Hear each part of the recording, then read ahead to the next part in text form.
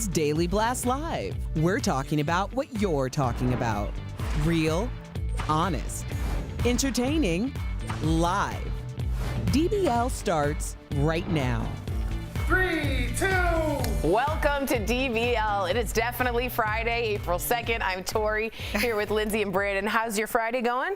It feels like a Friday. Feels like a Friday. It's good to see you all. Always great being up here with you. Oh, that's so nice. All right, well, let's get straight to the Derek Chauvin trial. We are covering that for you. There was some really incredible testimony yesterday in the trial of former police officer Derek Chauvin. First up, George Floyd's girlfriend, Courtney Ross, was the first person to testify in the trial who actually knew Floyd. She also talked about their struggle with opioid addiction. Take a look.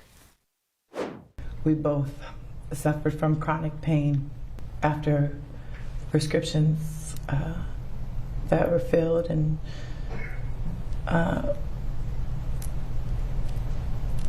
we got addicted and tried really hard to break that addiction. Another person to testify yesterday was Derek Chauvin's former supervisor. This is important. The sergeant, who has since retired, told jurors that officers could have stopped restraining George Floyd much sooner than they did. Take a look at this. Do you have an opinion as to when the restraint of Mr. Floyd should have ended in this encounter? Yes. What is it? when Mr. Floyd was no longer offering up any resistance to the officers, they could have ended the restraint. And that was after he was handcuffed and on the ground and no longer resistant. Correct. That is enormous in this trial. Now, a lot of people are saying this testimony is very damaging to Derek Chauvin to have his superior saying he did not follow proper protocol. Usually other police officers back each other up. It's what some call the blue wall, but here it's coming down. Thoughts, Linz?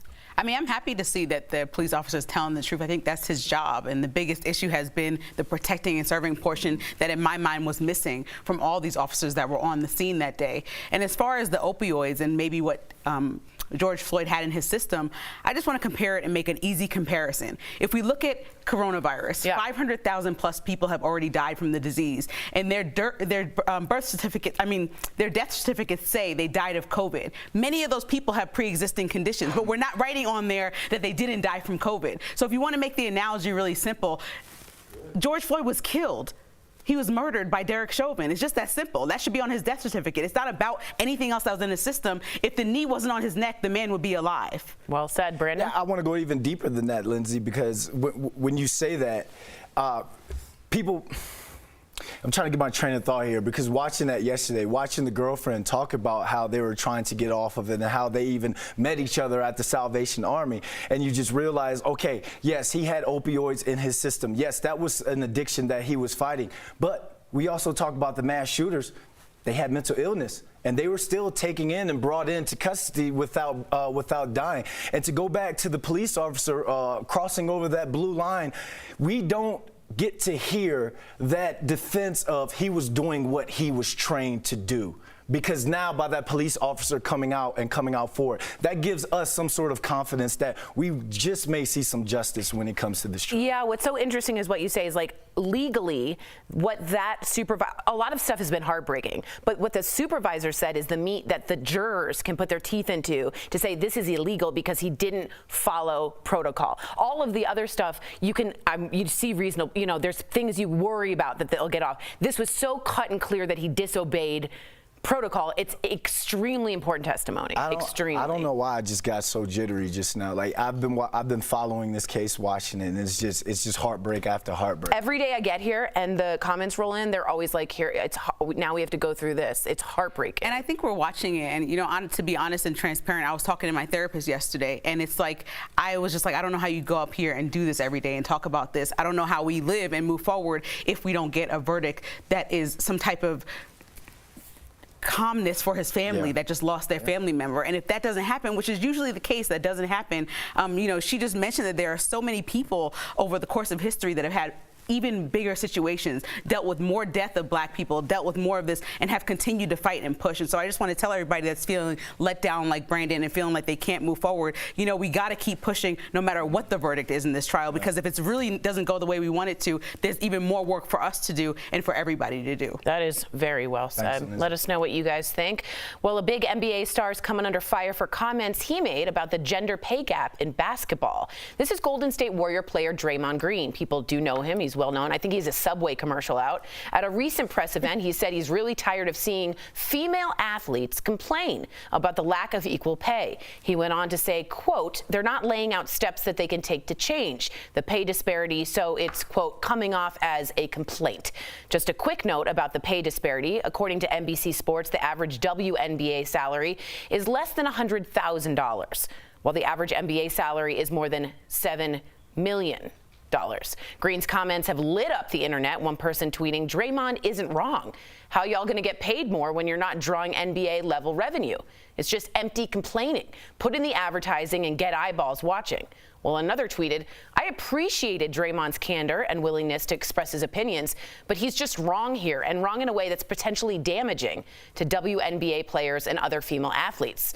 So what did you make of Green's comments, and is he right? Are these female athletes just complaining? Again, that's a quote, not me. Brandon, former NFL athlete. I think we need to take away the whole beef that's going on between the female players and the male players, because we need to come together as one on this. Now, the whole spotlight needs to go on the companies, and the casual fans. Those are the people I'm calling out because they're using this feminism as this marketing strategy. But I liken this to the whole gun control debate that we have going on. What do we have? We have some sort of tragedy. We have some sort of injustice that happens. Then we have the outrage. And then we have some awareness, but then it goes back to no one even caring anymore. So what I think Draymond is saying that these women athletes need to do something drastic with their action, forcing the hand of the companies and your casual fan, because everyone who put out on their social media, oh, look at the discrepancy or the disparity in the weight rooms, couldn't even name half the women teams in the NCAA March Madness tournament. And how else do the women bring in the money? By getting fans to watch, by buying jerseys and help bringing up that revenue. And you're trying to the fake fans is part of the problem here. Okay, what you're saying is strategy on Draymond Green's part. My question is it the women's responsibility to get the advertising eyeballs? Because that seems to have a job in itself called a PR firm. No, it's the companies. You see, I mean, Nike, they'll come out and they'll come out with so why isn't Draymond Green addressing Nike? He was asked a question, but Why was he talking to the women, is what I'm saying? Because a woman asked him a question. No, he said the women were complaining. Sorry. It looks like it's a complaint unless there's some sort of drastic I know, but action. Draymond Green didn't just come into an NBA where there was absolutely no advertising and then all of a sudden get propelled on this pedestal. Like, we have years and decades of propelling these men up to a certain level, so now it's easy for them to get these Nike deals when women are always second,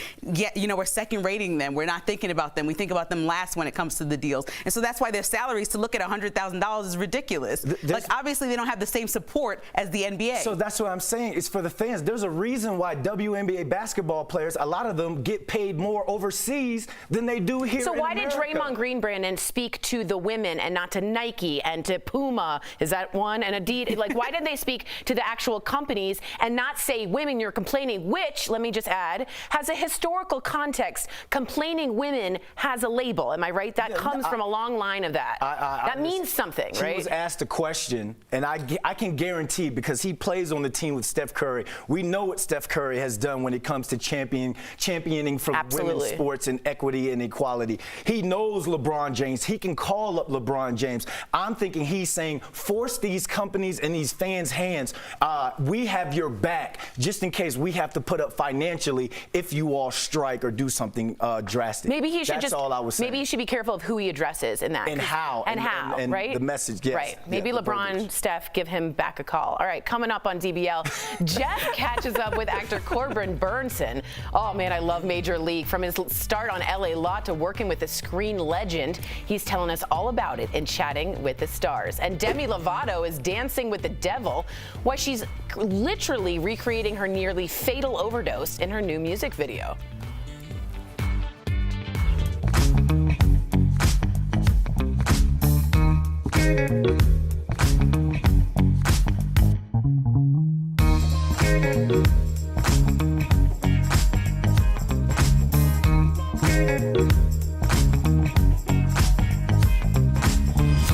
For a lot of people still waiting for a stimulus check, they should be in the mail soon. But that's not true for everyone. Let's connect the dots.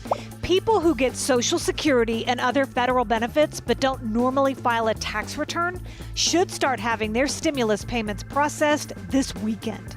The IRS says the majority of those payments will be sent electronically and should be received by April 7th.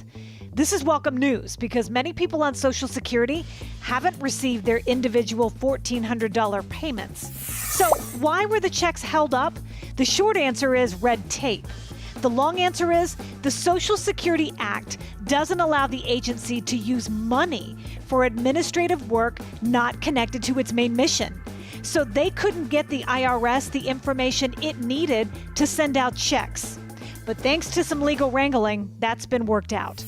One group left out of this good news, VA beneficiaries. The IRS says it's continuing to review data it has on people who get veterans benefits but don't file a tax return.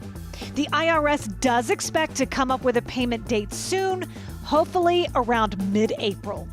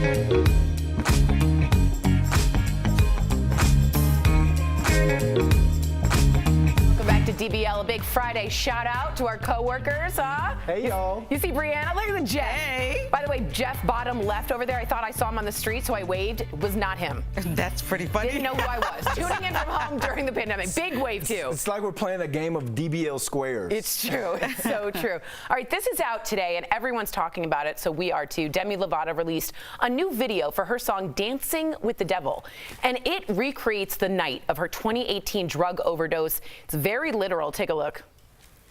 I was dancing with the devil, out of control. Almost made it to heaven. It was closer than you know. So last month, Demi released a documentary by the same name where she revealed that she had been smoking heroin, smoking crack, with a combination of other hard drugs that night. During an interview with CBS Sunday Morning, Demi said she is now, quote, California sober, meaning she still drinks and smokes marijuana. It's not a medical term, but California sober usually means you avoid all hard drugs except psychedelics like LSD and marijuana, and you don't drink. That's usually what a California sober means. It's also not, again, a technical term. What do you think about art recreating life? Maybe cathartic for her? Yeah, I think with her artistry, she should be allowed the free reign to tell her story in whatever way. We talked about that with Britney Spears this week, about how she has never been telling her story, other people have. So no matter what, somebody was going to tell the story if it wasn't her. But I do think that, you know, it's a slippery slope with her saying she's California sober. I know. I watched her on Joe Rogan's podcast, which, you know, is a little bit longer than the interview we were just talking about. And she really went into detail about, you know, I'm okay. A lot of people are California sober, and, you know, I smoke a little bit of weed. And I drink in moderation. Well, she didn't let Joe Rogan know that. So I'm kind of like, I was listening to this like drinking too, because it just seems like each interview, that was weeks before. So now she's just like adding things. And I'm like, you know, to put your life almost in danger once, and I know addiction is tough, but to be that close to death and then risk anything, to me, is just like frivolous. It's kind of a slap in the face to your support system as well, because you weren't the only one dancing with the devil that night.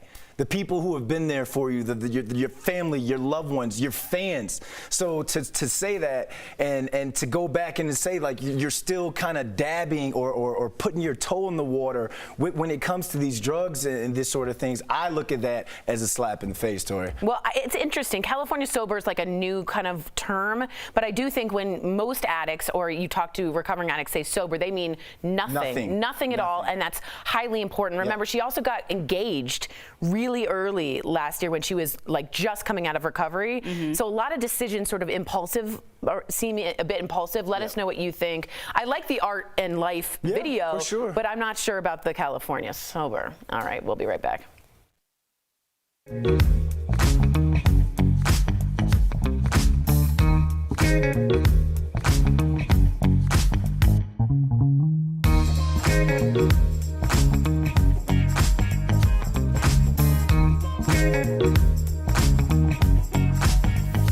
It is now looking like the UK variant of COVID-19 is the predominant strain in many parts of the US. So what does that mean? Let's connect the dots.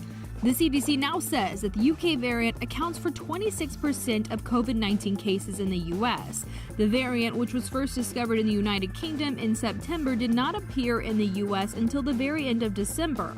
Now it is the predominant strain in at least 5 regions, with Florida having the most confirmed cases.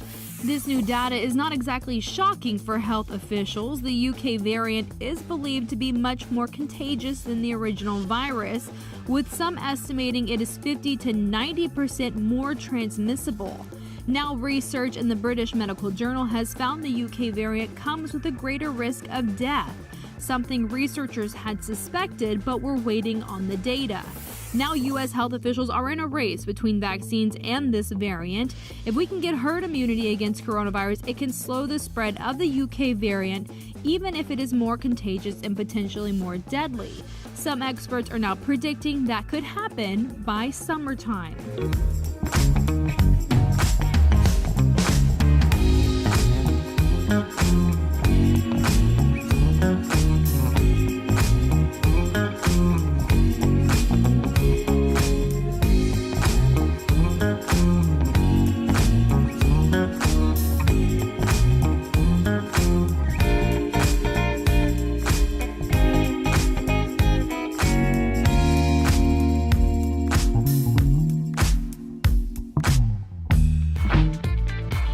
Welcome back to DBL. Corbin Burnson got his big break on LA Law 35 years ago. Feeling old? Now he's starring in a new movie with the late Cloris Leachman. He spoke with Jeff earlier in today's Chatting with the Stars.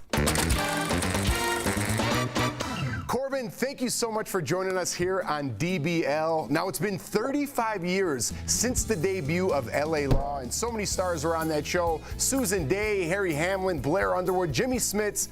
How did that show and experience overall change your life? Well, it gave me a career. It gave me a life.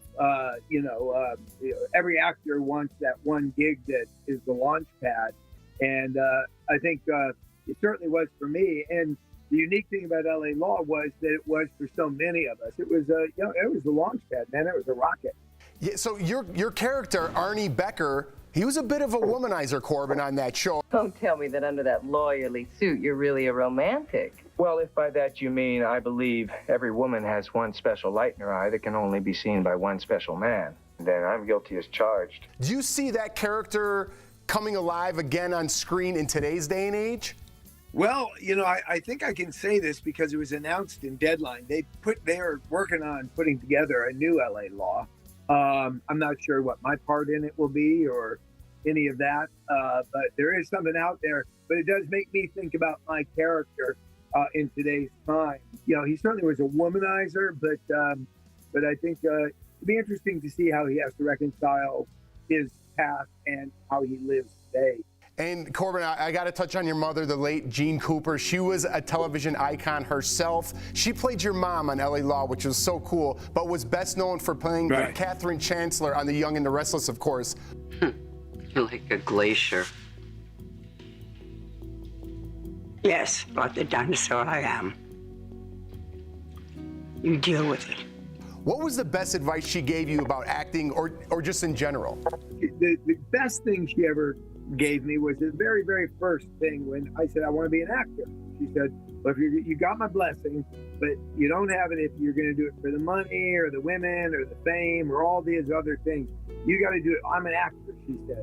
I'm an actor. I've studied.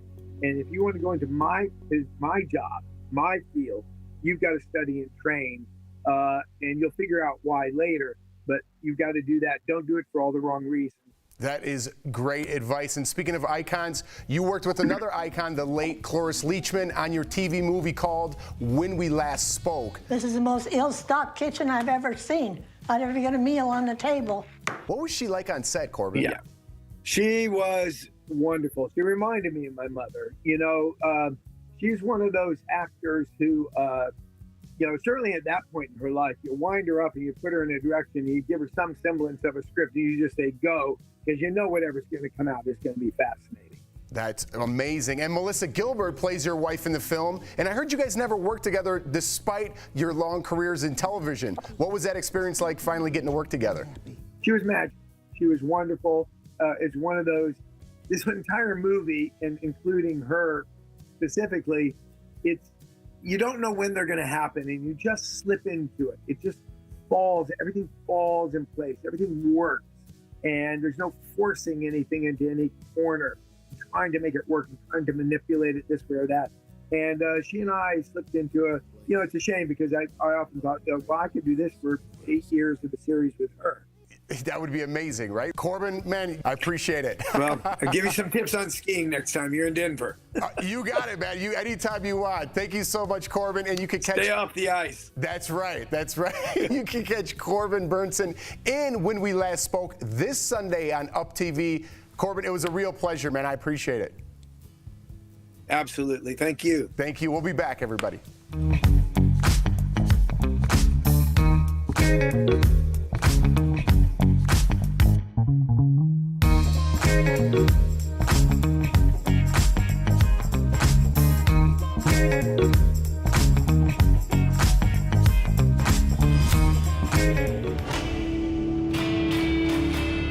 Folks are talking about the process for tweaking COVID vaccines to target those variants, wondering if companies could just roll out adjusted vaccines whenever they're ready, or if there would be more hoops to jump through. So we're asking, can companies adjust their vaccines to target COVID-19 variants without approval? Our sources are the FDA, South Carolina's senior deputy for public health, Nick Davidson, and infectious disease specialist with Atrium Health, Dr. Katie Passaretti. So how would debuting an adjusted vaccine work? It's not like immediately flipping a switch. In February, the FDA released updated guidance on this topic, saying that companies would have to request an amendment to their initial emergency use authorization. They'd have to provide data on how well the modified vaccine works and show there's an actual need for it. Companies would also have to show the manufacturing is similar to the original vaccine, and if it's not, explain why. So yes, there's a bit of a process in adjusting the vaccines, and it doesn't stop there with the approval. You know, it's a combination of science takes a little while and, you know, making sure that the changes are safe and they're only really to kind of strain content. It will be time consuming to ramp up the production of any alterations in a vaccine. So we can verify, no, companies can't just change their vaccines to better target the variants without getting FDA approval. It is important to note, though, doctors say that our current vaccines are still safe and effective against those COVID-19 variants. With your Verify, I'm Vanessa Rufus.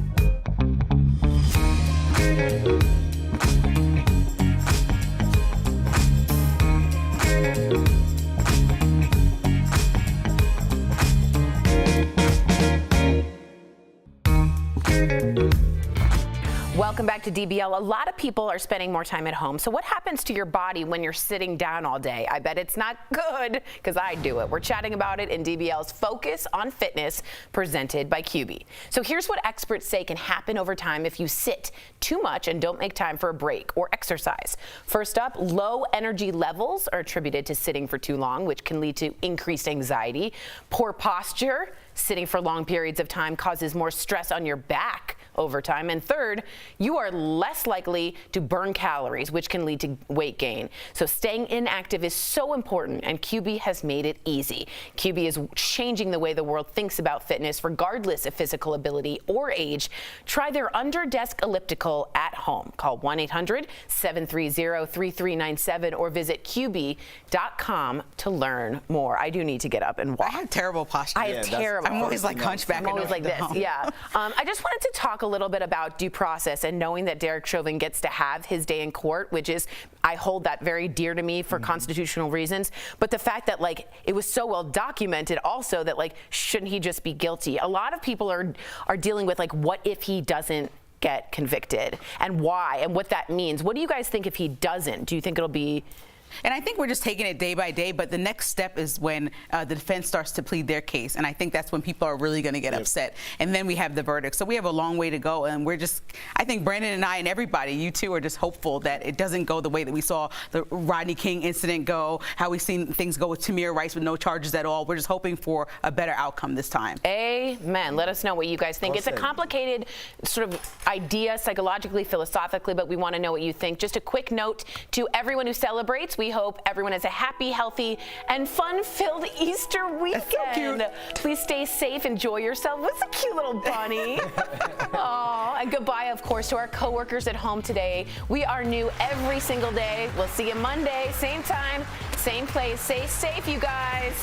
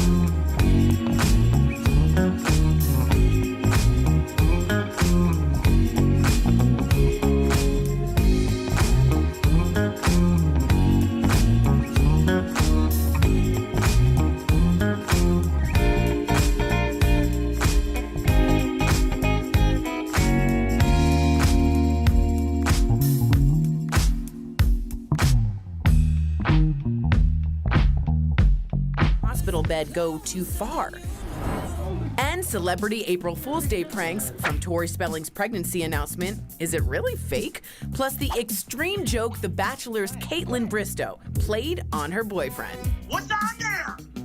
April Fool! Real, honest, entertaining, live. DBL starts right now. 3, 2. Thank you, Michael Dean. Welcome, everyone, to Daily Blast Live. It is Friday, April 2nd. I'm Tori, in for Sam today, and I'm here with my brothers, Jeff and Al. How you guys doing? Great. Very good. Friday? Feeling good. Feeling good. Erica will be joining us later in the show, but let's get started right away. There was some really incredible testimony yesterday in the trial of former police officer Derek Chauvin. So first up, George Floyd's girlfriend, Courtney Ross, was the first person to testify in the trial who actually knew Floyd. She also talked about their struggle with opioid addiction. Take a look at this. We both suffered from chronic pain after prescriptions that were filled, and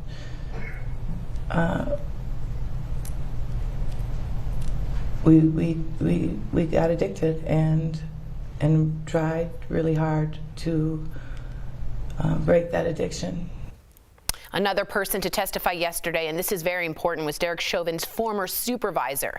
The sergeant, who had since retired, told jurors that officers could have stopped restraining George Floyd much sooner than they did. Take a look. Do you have an opinion as to when the restraint of Mr. Floyd should have ended in this encounter? Yes. What is it? When Mr. Floyd was no longer offering up any resistance to the officers, they could have ended their restraint. And that was after he was handcuffed and on the ground and no longer resistant? Correct. This is actually really important. We've been covering the Chauvin trial for a week now. We're going to be bringing in all sorts of experts to discuss what's going on. Today, though, we're joined by NPR's TV critic, Eric Deggans. So honored to have him. He's also author of the book, Race Baiter, How the Media Wields Dangerous Words to Divide a Nation. Eric, thank you so very much for joining us on DBL. I'm a huge NPR fan, so I'm geeking out while trying to remain completely calm. It's good to see you. But we appreciate it. Absolutely. We want to know, what did you think when you heard this testimony yesterday? Is it a big deal that Chauvin's former supervisor testified against him? Yeah, because I think what we had seen in these kinds of cases years ago is that the blue wall would go up when an officer was accused of wrongdoing. And, officers would stand in lockstep and at least say, well, let's wait until there's an investigation. Let's wait until we know more. What was notable about the George Floyd situation is that not too long after the video was made public, after his death last year, we saw law enforcement officers across the country step forward and say that they felt that this was not an appropriate technique, right, and that George Floyd had died as a result of some sort of mistake by police. And so to see someone who was on the same force say that same thing was very notable. All right, Eric, first of all, this is Al Jackson. It's a pleasure to talk to you. I'm a fan of your work. So we're going to start broad and we're going to pyramid down and get more specific. But just for the first week, just tell us, how do you think the trial is going overall? Well, it's hard to tell because, of course, we're seeing the prosecution's end of it. And they seem to have done a great job of lining up people, not only to describe what happened, but to try and address counter arguments that may come from the defense. So we have seen the 911 dispatcher from the Minneapolis police talk about how she thought that Derek Chauvin had his knee on his neck too long. We've seen, as you talked about, a retired member of the force say that he also thought that they should have stopped restraining him sooner. And we saw his girlfriend come and talk about George Floyd's problems with substance abuse, so that when the defense tries to go down that road and suggest that maybe he died from a drug overdose, that the jury will already have heard about their problems from a sympathetic source, his girlfriend. Eric, I want to echo everyone's thoughts. Thank you so much for being here. We're all big fans. I want to read this question people are saying. I want to make sure that people don't think it's me. People are criticizing some folks in the media, saying they are convicting Derek Chauvin before the verdict is in. I would say to them, we haven't even seen the defense yet, right? So we haven't seen that part. But what would you say to them, Eric? Well, what I would say is what journalists are trying to do, what I see journalists trying to do, certainly at NPR, is fully cover the trial as it's happening. And when the trial began and there was an opening statement from both sides, certainly at NPR, we covered both of those statements as well as we could and made sure that our audience could hear from both of them. I think the larger issue is that this video has been in the public domain for nearly a year now. And I think a lot of people have already made up their mind about what they think they've seen. And that may be the toughest hill for the defense to climb in terms of public perception. Right now, what's happening is that the prosecution is rolling out its case. So, of course, much of the reporting after the first day is going to be favorable towards the prosecution because we're mostly hearing from them. I imagine that pendulum is going to flip when the defense starts its case and we see more reporting on the allegations that they will make to try and say that Chauvin should not be convicted of these crimes. Yeah, I think this once we see the defense is a whole different ballgame. I agree. What's your take on people, Eric, in the media who continue to use the trial and the death of George Floyd as a way to divide Americans? It's sort of a tough question, sort of complicated. Wanted to know your take. Well, it all depends on what your definition of using the trial to divide Americans means.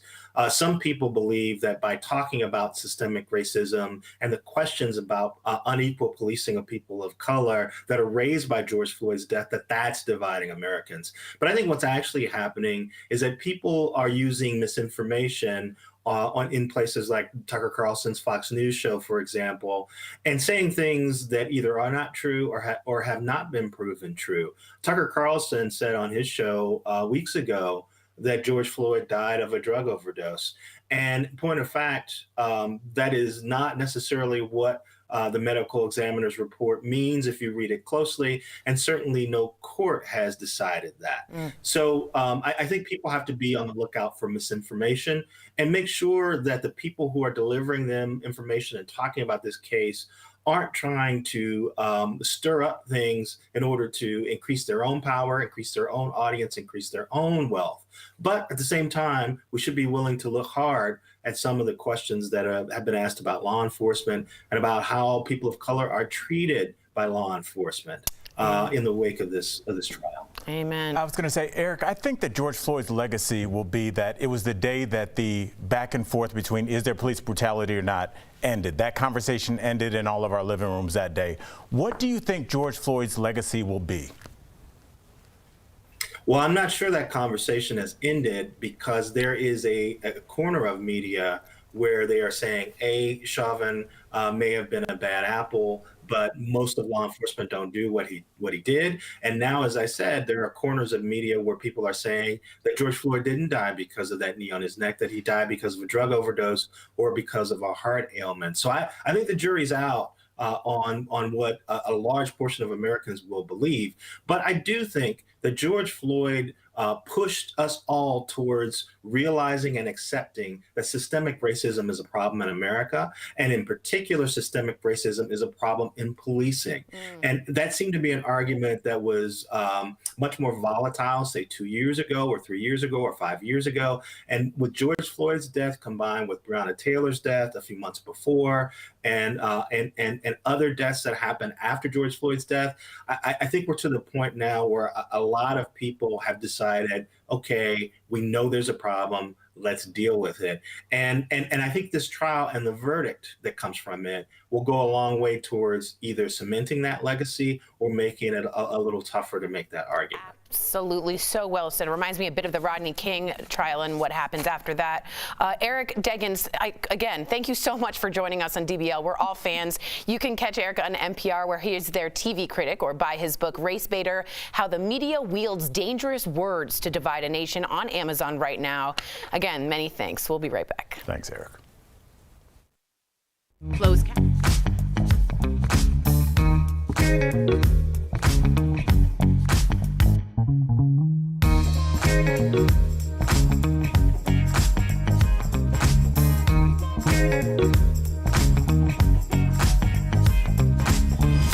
For a lot of people still waiting for a stimulus check, they should be in the mail soon. But that's not true for everyone. Let's connect the dots. People who get Social Security and other federal benefits but don't normally file a tax return should start having their stimulus payments processed this weekend. The IRS says the majority of those payments will be sent electronically and should be received by April 7th. This is welcome news because many people on Social Security haven't received their individual $1,400 payments. So why were the checks held up? The short answer is red tape. The long answer is the Social Security Act doesn't allow the agency to use money for administrative work not connected to its main mission. So they couldn't get the IRS the information it needed to send out checks. But thanks to some legal wrangling, that's been worked out. One group left out of this good news, VA beneficiaries. The IRS says it's continuing to review data it has on people who get veterans benefits but don't file a tax return. The IRS does expect to come up with a payment date soon, hopefully around mid-April.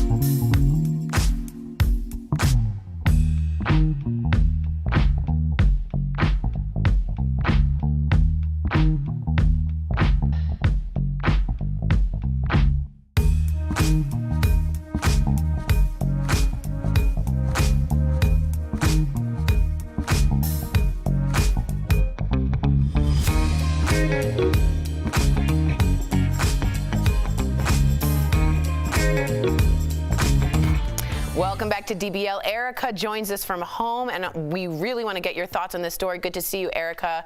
The big NBA star is coming under fire for comments he made about the gender pay gap in basketball. So if you don't know the story, let me break it down. This is Golden State Warrior player Draymond Green.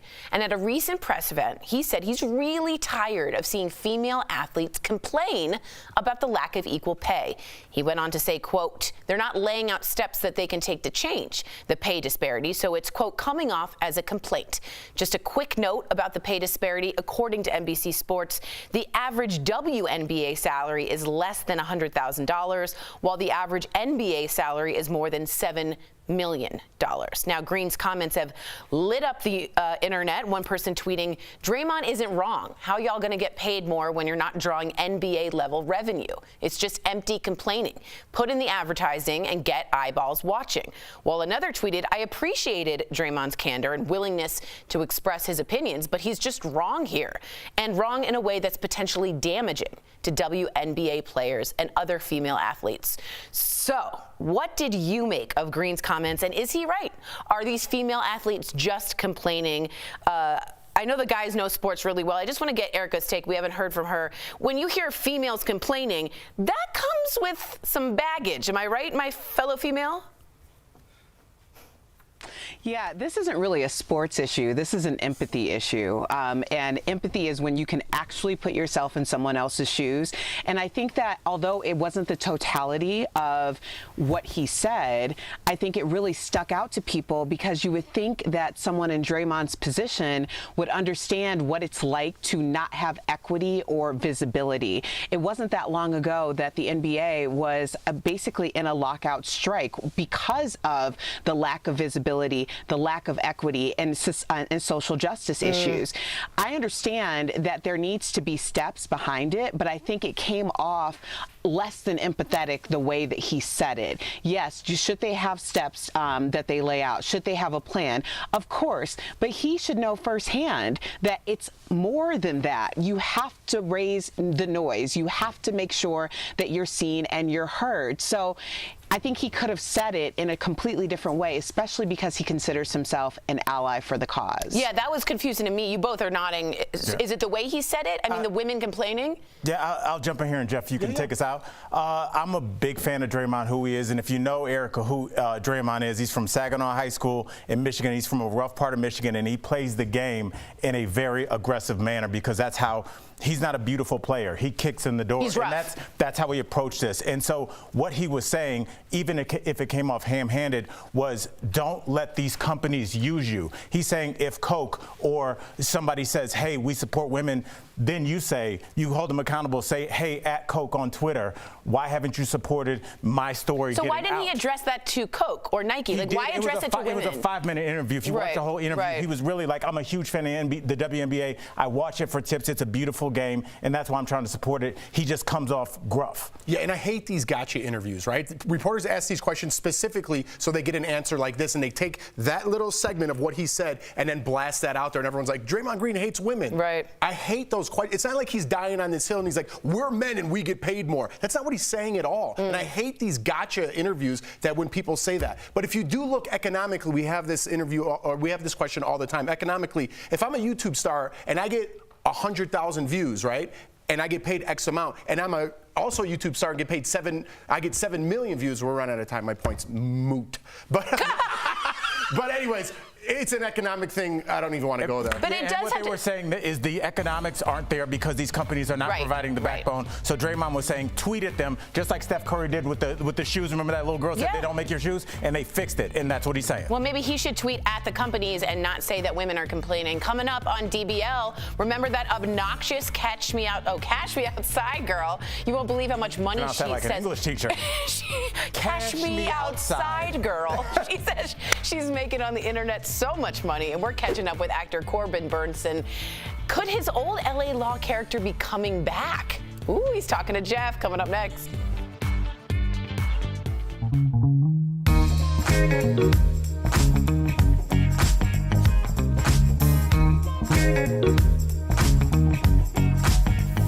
It is now looking like the UK variant of COVID-19 is the predominant strain in many parts of the US. So what does that mean? Let's connect the dots. The CDC now says that the UK variant accounts for 26% of COVID-19 cases in the US. The variant, which was first discovered in the United Kingdom in September, did not appear in the US until the very end of December. Now it is the predominant strain in at least 5 regions, with Florida having the most confirmed cases.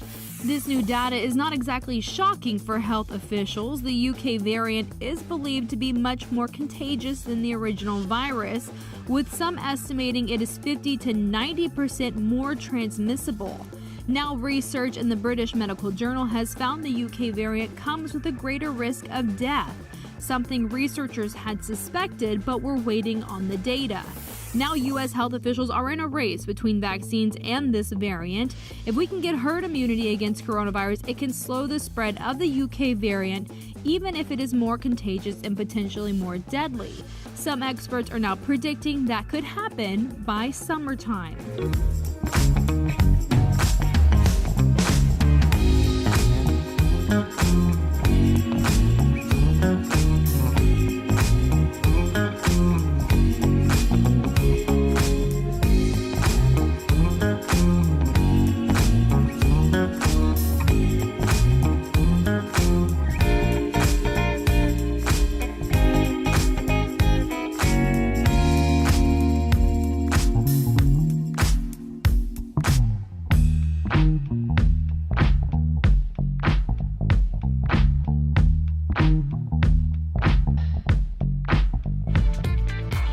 Welcome back to DBL. Corbin Bernsen got his big break on LA Law 35 years ago. Now he's starring in a new movie with the late Cloris Leachman.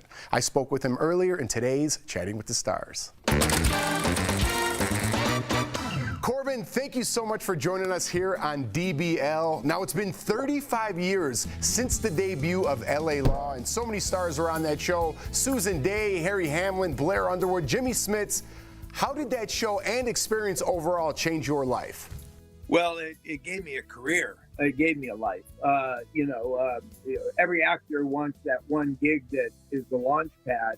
And I think it certainly was for me. And the unique thing about LA Law was that it was for so many of us. It was, it was the launch pad, man. It was a rocket.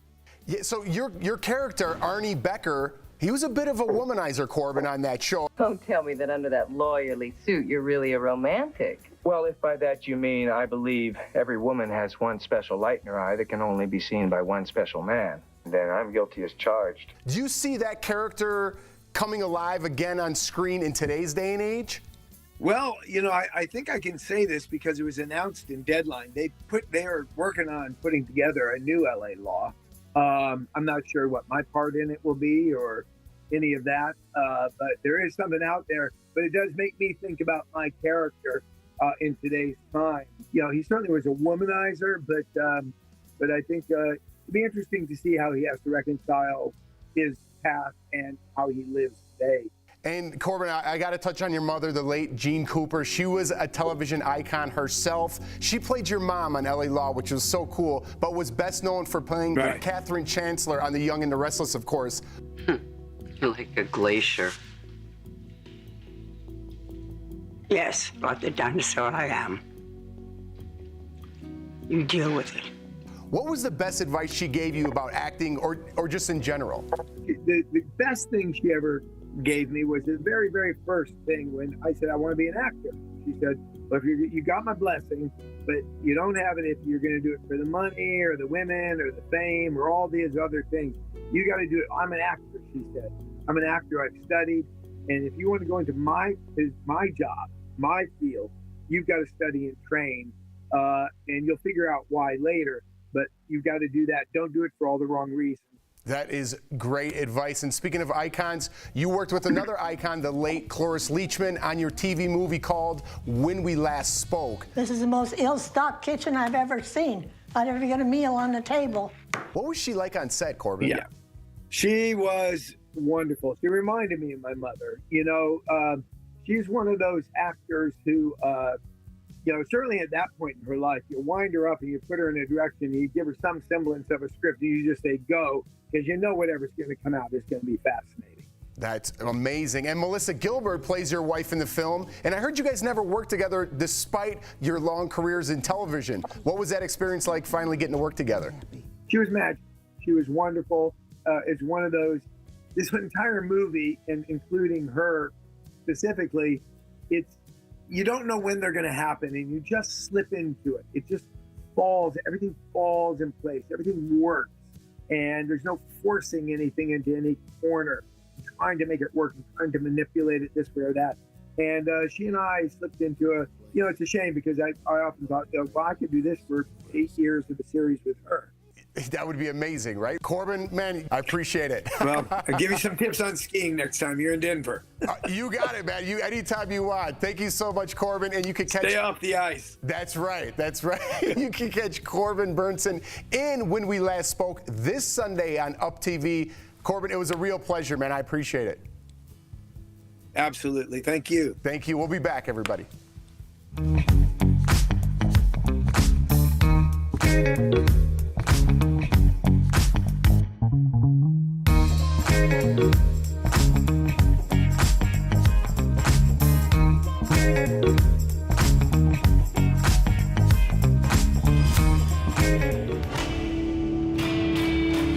Lots of folks are talking about the process for tweaking COVID vaccines to target those variants, wondering if companies could just roll out adjusted vaccines whenever they're ready, or if there would be more hoops to jump through.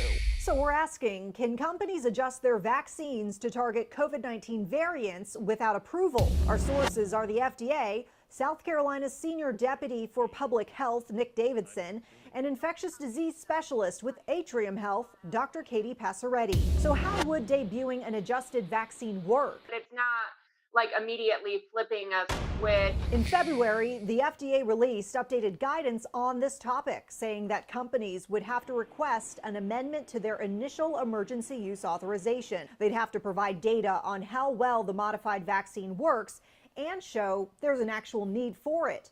Companies would also have to show the manufacturing is similar to the original vaccine, and if it's not, explain why. So yes, there's a bit of a process in adjusting the vaccines, and it doesn't stop there with the approval. It's a combination of science takes a little while and, making sure that the changes are safe and they're only really to kind of strain content.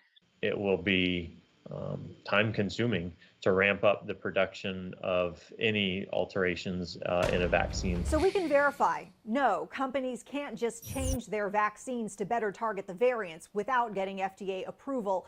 It is important to note, though, doctors say that our current vaccines are still safe and effective against those COVID-19 variants. With your Verify, I'm Vanessa Rufus.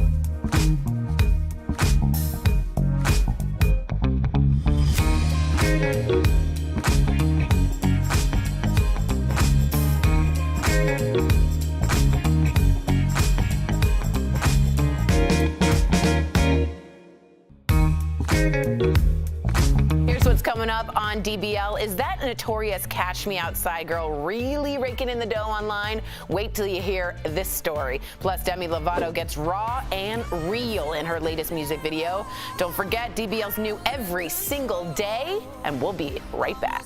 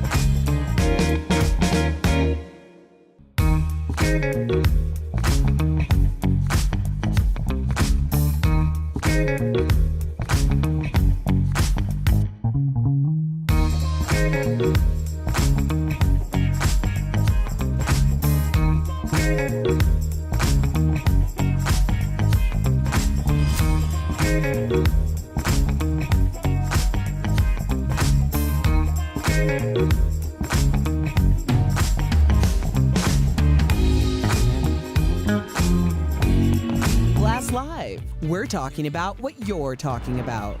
Real, honest, entertaining, live. DBL starts right now. I was dancing with the devil, out of control. Almost made it to heaven. It was closer than you know.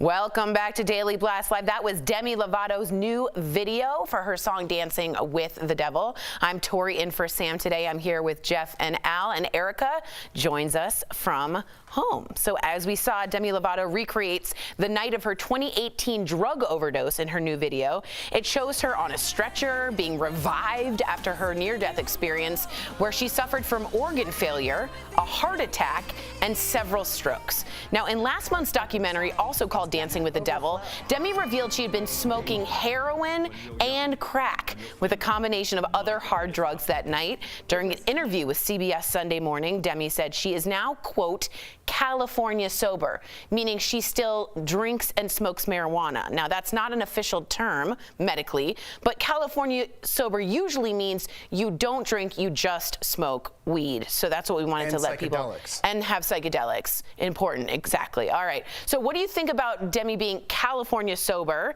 and also about the video? Jeff, what do you think? Listen, I'm going to take a strong take on this. I'm not with it. You know what I mean? I think it's an insult to people who are sober. And if you start making excuses, is exactly what I think this is, an excuse, and you start writing your own rules of what your definition of sober is, it's insulting to people who really take sobriety seriously. That's my take. And it's. Do you find California sober the term? I do. Yeah, a little offensive? A little bit. Just, not to me personally, but to someone who works very hard. Yeah. Like Michael Dean over there. Sorry if I hope I don't call him up, but it's like he works very hard at that, and I'm proud of him. Like Mike, this situation, I'm very proud of Mike. It's like when you work hard at something, it kind of lessens what your take on it is. Right, and I want to hear from Erica because whatever about my thoughts on this story, but I just want to tell everybody California Sober, I believe, started because obviously California is one of the first places that marijuana was legal. It was legalized, yeah. So when a lot of people did stop drinking, they only did marijuana for the most part. So when you throw drinking with the California Sober, right, it's a wash. It's no longer a thing anymore. You're really just saying I don't do heroin, right? Which is not California Sober. That's a great point, Erica. How do you feel about the whole situation and the video? I'm okay with the video. I just don't like the terminology she's using. I think it's her journey. Sobriety is a very personal journey. Taking those steps is very much appropriate the way that it's to your actual story. I think there's a theme here in terms of her story. Everybody else owned her narrative. Those clips of all the sound bites from news groups reporting on her overdose were very important to be integrated into this music video.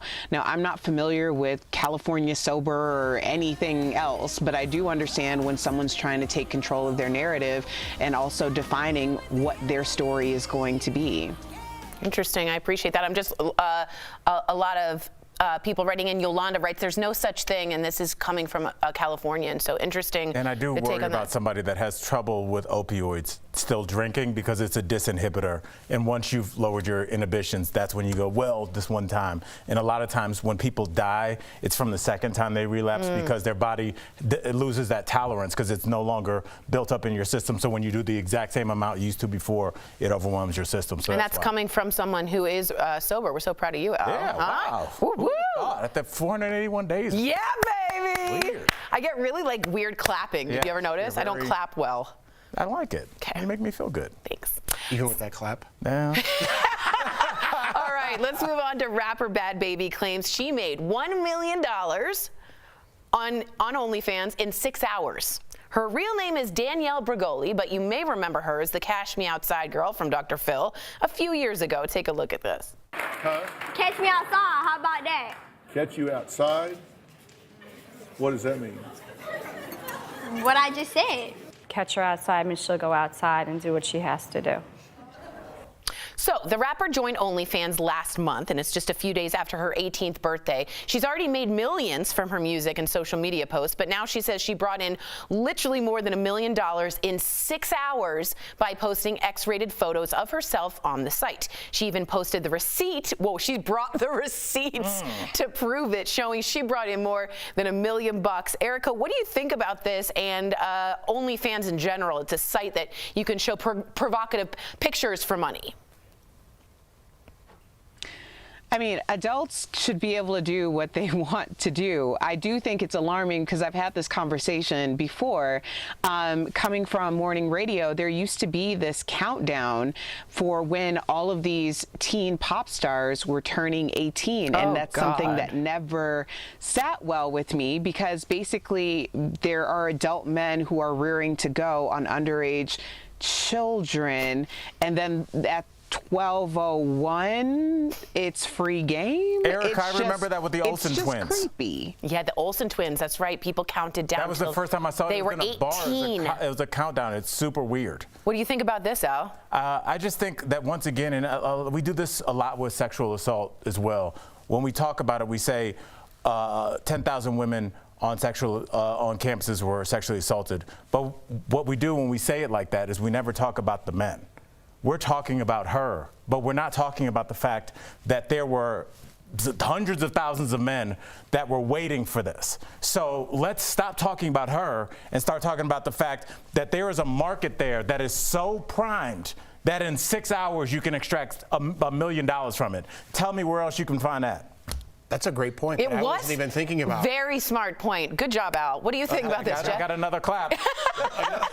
Good job, Al. Hey, let me apologize. I pointed out Michael Dean and Mike, and I didn't include you in the sobriety thing, so I apologize for that. You're my homie, and I should have put you in that. Right after you said that, I was like, man, I feel like a jerk. You were a jerk, and I did call him out. So. And then you clapped like that, and everyone changed the channel. No claps. All right. right, let's move on to this. Some celebrities got into the April Fool's Day spirit yesterday, but did some of the pranks go too far? This happens every year, doesn't it? First, all right, no one was fooled. No surprise here. Michael Strahan revealed that his new smile without his famous gap was all a prank. Did anyone believe that? No. He went on to Instagram to reveal that his gap is here to stay. Although he liked his no gap smile, he said that his mama likes his natural look. So what do you prefer? Erica, what do you like, the gap, the no gap with Strahan? I think Strahan has to have a gap. It's his signature look, you know. I think people really appreciate him just being himself, like coming as he is. My husband decided to lock all the bathroom doors yesterday, which was strange. And the thing about it was I didn't even realize that it was a part of April Fool's Day because I just assumed with the first door that he like locked it and accidentally closed it. Well, I carry around tools, so I just unlocked them with my nails. But when I got to the next bathroom, I was like, what is going on here? So that was a fail. It's a fail. Can you guys see Anthony doing it and being like, and like running to the next one? All right, next, former Bachelorette Caitlin Bristow had some fun at her boyfriend's expense. This is apparently a good one. I have to see this prank. She sent him a nude picture of herself and then asked dozens of family and friends to text him and say there was something on his Instagram stories he might want to take down, making him obviously think he accidentally posted the photo for the world to see. Here's how he reacted. Have a look. What's on there? Jason. What's on there? April Fools!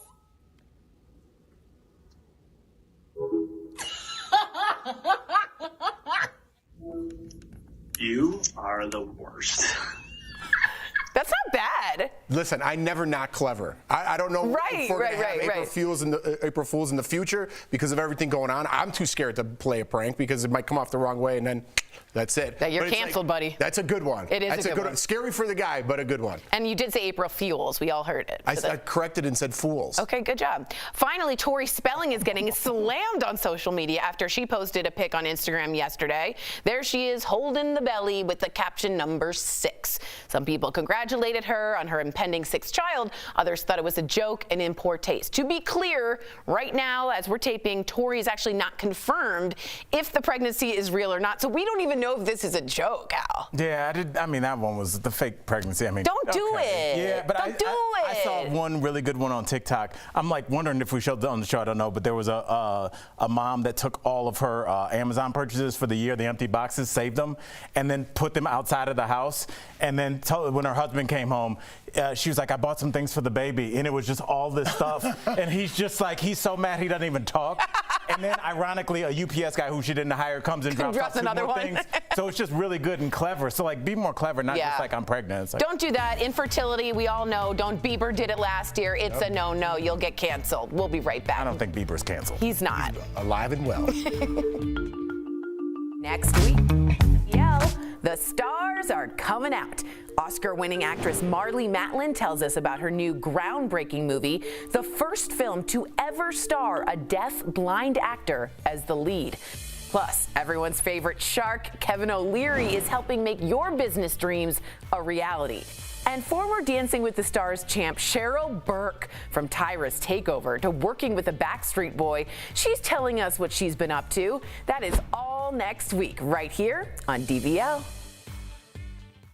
Closed captioning provided by .com to customize your car insurance so you'll need.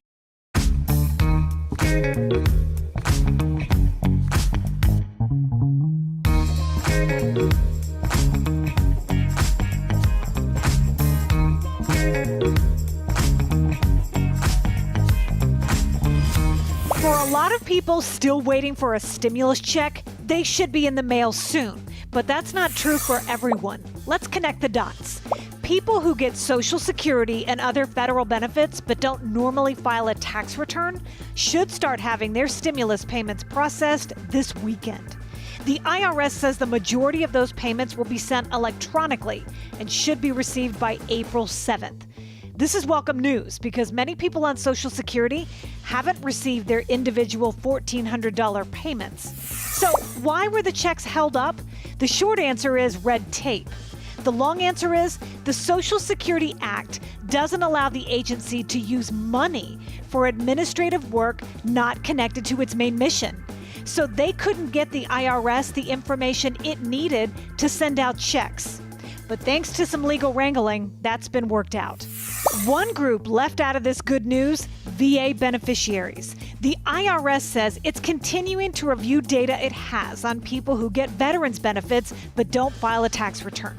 The IRS does expect to come up with a payment date soon, hopefully around mid-April.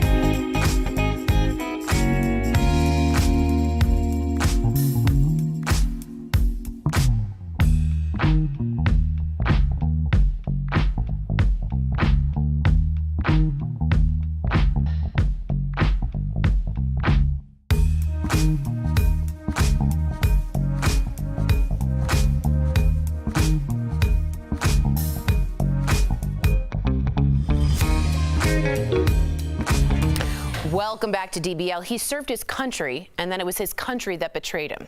In today's Freedom Files, wrongfully convicted, Al and I spoke with Ray Crone, a man who was sent to death row for a crime he didn't commit. Here's Ray's story.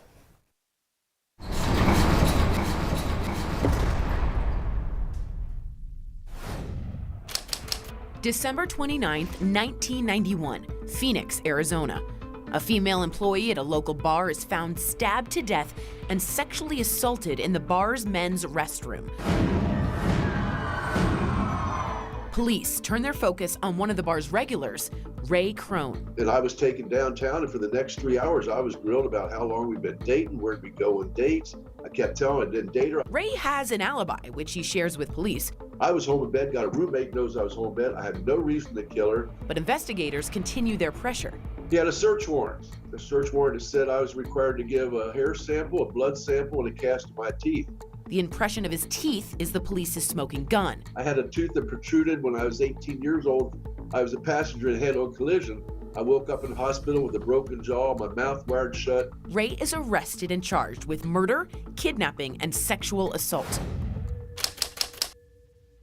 They were talking about the death penalty, and that's when I think when the most critical time for them to start labeling somebody a monster. Ray is dubbed the Snaggletooth Killer as he begins the fight for his life. They brought a bite mark expert in, a real impressive man. He was a very powerful speaker, very convincing. With all the lies stacked against him, Ray's clean record and years of service in the Air Force mean nothing.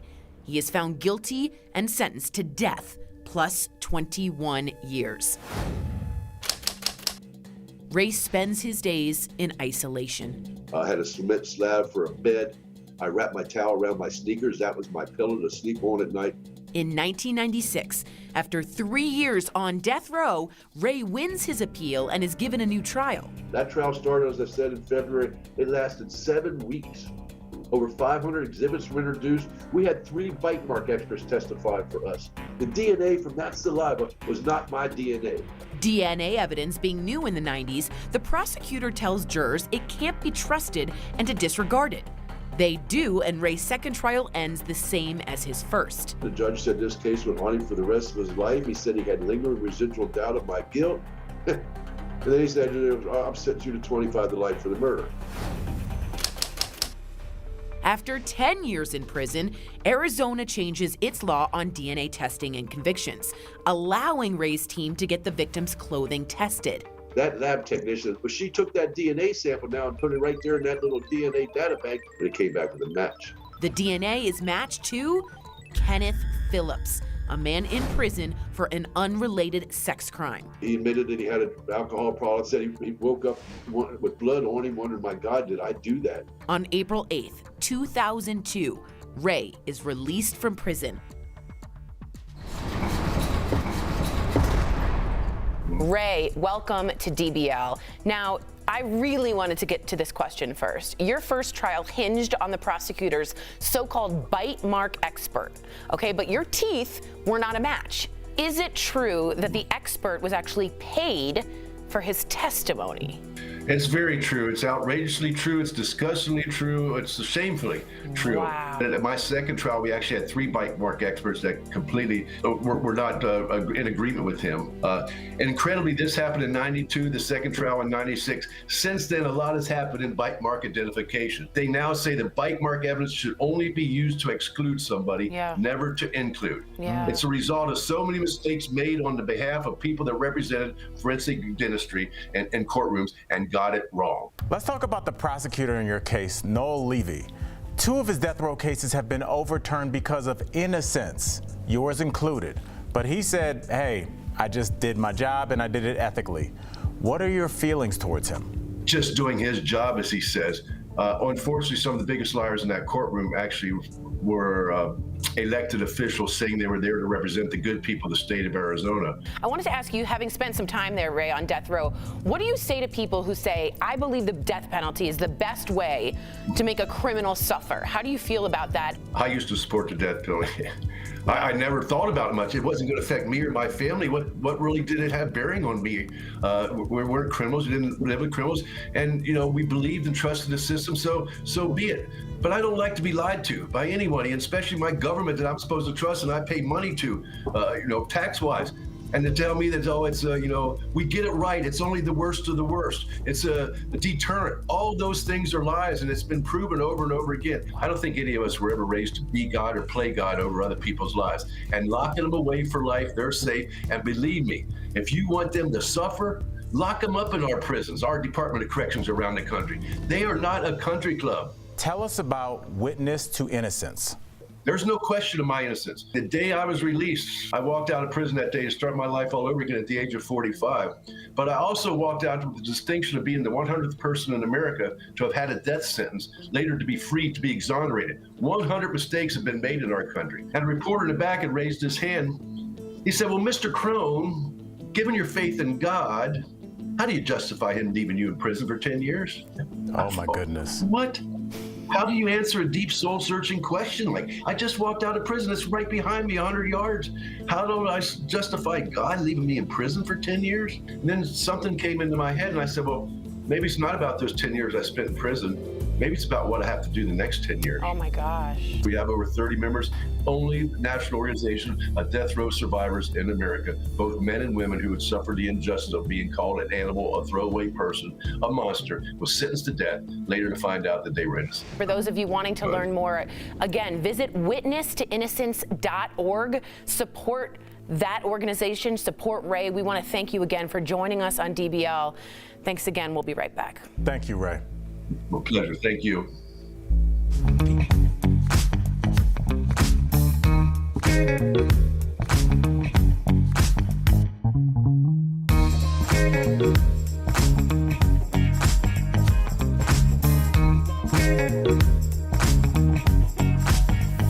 It is now looking like the UK variant of COVID-19 is the predominant strain in many parts of the US. So what does that mean? Let's connect the dots. The CDC now says that the UK variant accounts for 26% of COVID-19 cases in the US. The variant, which was first discovered in the United Kingdom in September, did not appear in the US until the very end of December. Now it is the predominant strain in at least 5 regions, with Florida having the most confirmed cases. This new data is not exactly shocking for health officials. The UK variant is believed to be much more contagious than the original virus, with some estimating it is 50 to 90% more transmissible. Now, research in the British Medical Journal has found the UK variant comes with a greater risk of death, something researchers had suspected but were waiting on the data.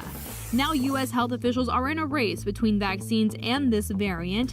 If we can get herd immunity against coronavirus, it can slow the spread of the UK variant, even if it is more contagious and potentially more deadly. Some experts are now predicting that could happen by summertime.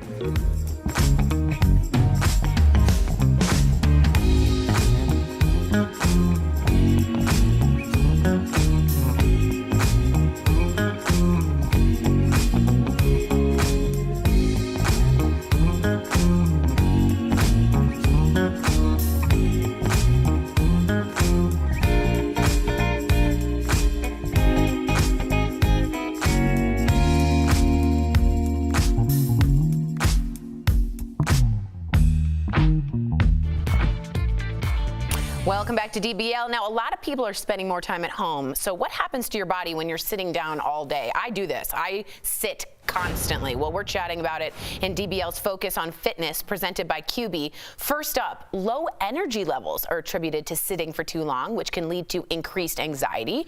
Second, poor posture. Sitting for long periods of time causes more stress on your back. And third, you're likely burning fewer calories, which can lead to weight gain. Staying active is so important, and QB has made it easy. QB is changing the way the world thinks about fitness, regardless of physical ability or age. So try their under-desk elliptical at home. Call 1-800-730-3397 or visit QB.com to learn more. We'll be right back. Promotional consideration is brought to you by Healthy snuggling starts with clean. Now you can deliver clean and baby your...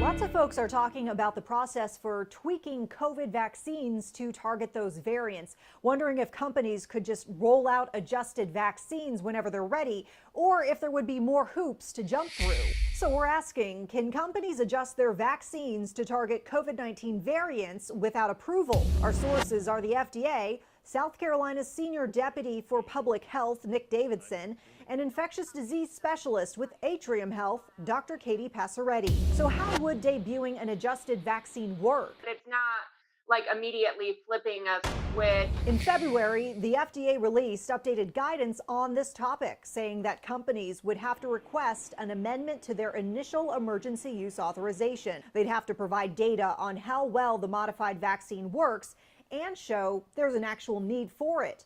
Companies would also have to show the manufacturing is similar to the original vaccine, and if it's not, explain why. So yes, there's a bit of a process in adjusting the vaccines, and it doesn't stop there with the approval. You know, it's a combination of science takes a little while and, you know, making sure that the changes are safe and they're only really to kind of strain content. It will be time consuming to ramp up the production of any alterations in a vaccine. So we can verify, no, companies can't just change their vaccines to better target the variants without getting FDA approval. It is important to note, though, doctors say that our current vaccines are still safe and effective against those COVID-19 variants. With your Verify, I'm Vanessa Rufus.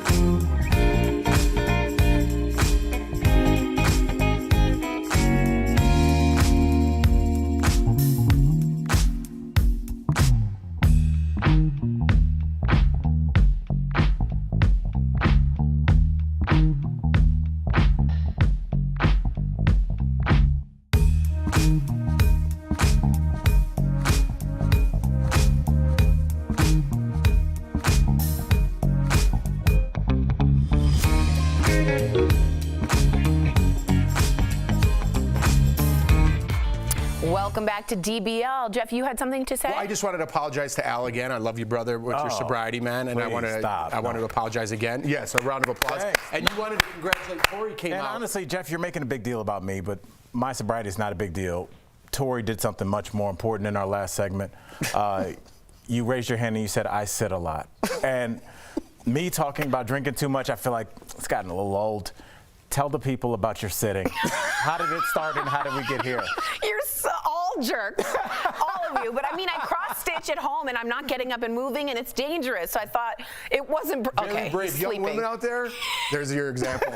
I'm your role model. Just a quick note, I hate you both. To everyone who celebrates, we hope everyone has a happy, healthy, and fun-filled Easter weekend.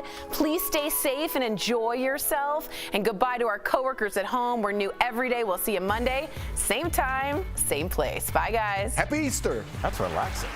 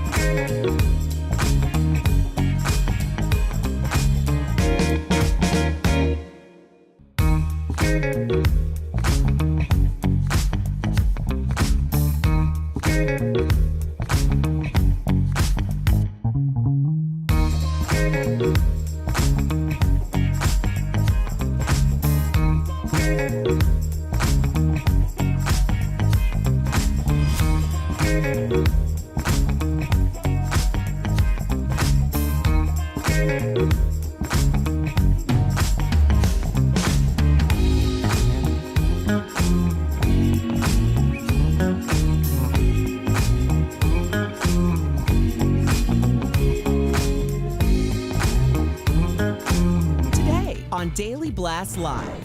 Emotional testimony continues at the murder trial for Derek Chauvin. Can I pray with you? Today, NPR TV critic Eric Deggans joins our panel live to discuss the impact this case will have on society for years to come. In today's Freedom Files Wrongfully Convicted, an innocent man sent to death row. How DNA evidence helped him walk free. I was dancing with the devil. Demi Lovato relives her nearly deadly overdose in a new music video. Does this recreation from a hospital bed go too far? And celebrity April Fool's Day pranks, from Tori Spelling's pregnancy announcement. Is it really fake? Plus the extreme joke The Bachelor's Caitlin Bristow played on her boyfriend. What's on there? April Fool!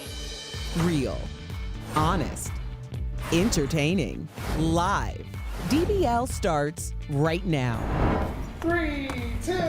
Thank you, Michael Dean. Welcome, everyone, to Daily Blast Live. It is Friday, April 2nd. I'm Tori, in for Sam today, and I'm here with my brothers, Jeff and Al. How you guys doing? Great. Very good. Friday? Feeling good. Feeling good. Erica will be joining us later in the show, but let's get started right away. There was some really incredible testimony yesterday in the trial of former police officer Derek Chauvin. So first up, George Floyd's girlfriend, Courtney Ross, was the first person to testify in the trial who actually knew Floyd. She also talked about their struggle with opioid addiction. Take a look at this.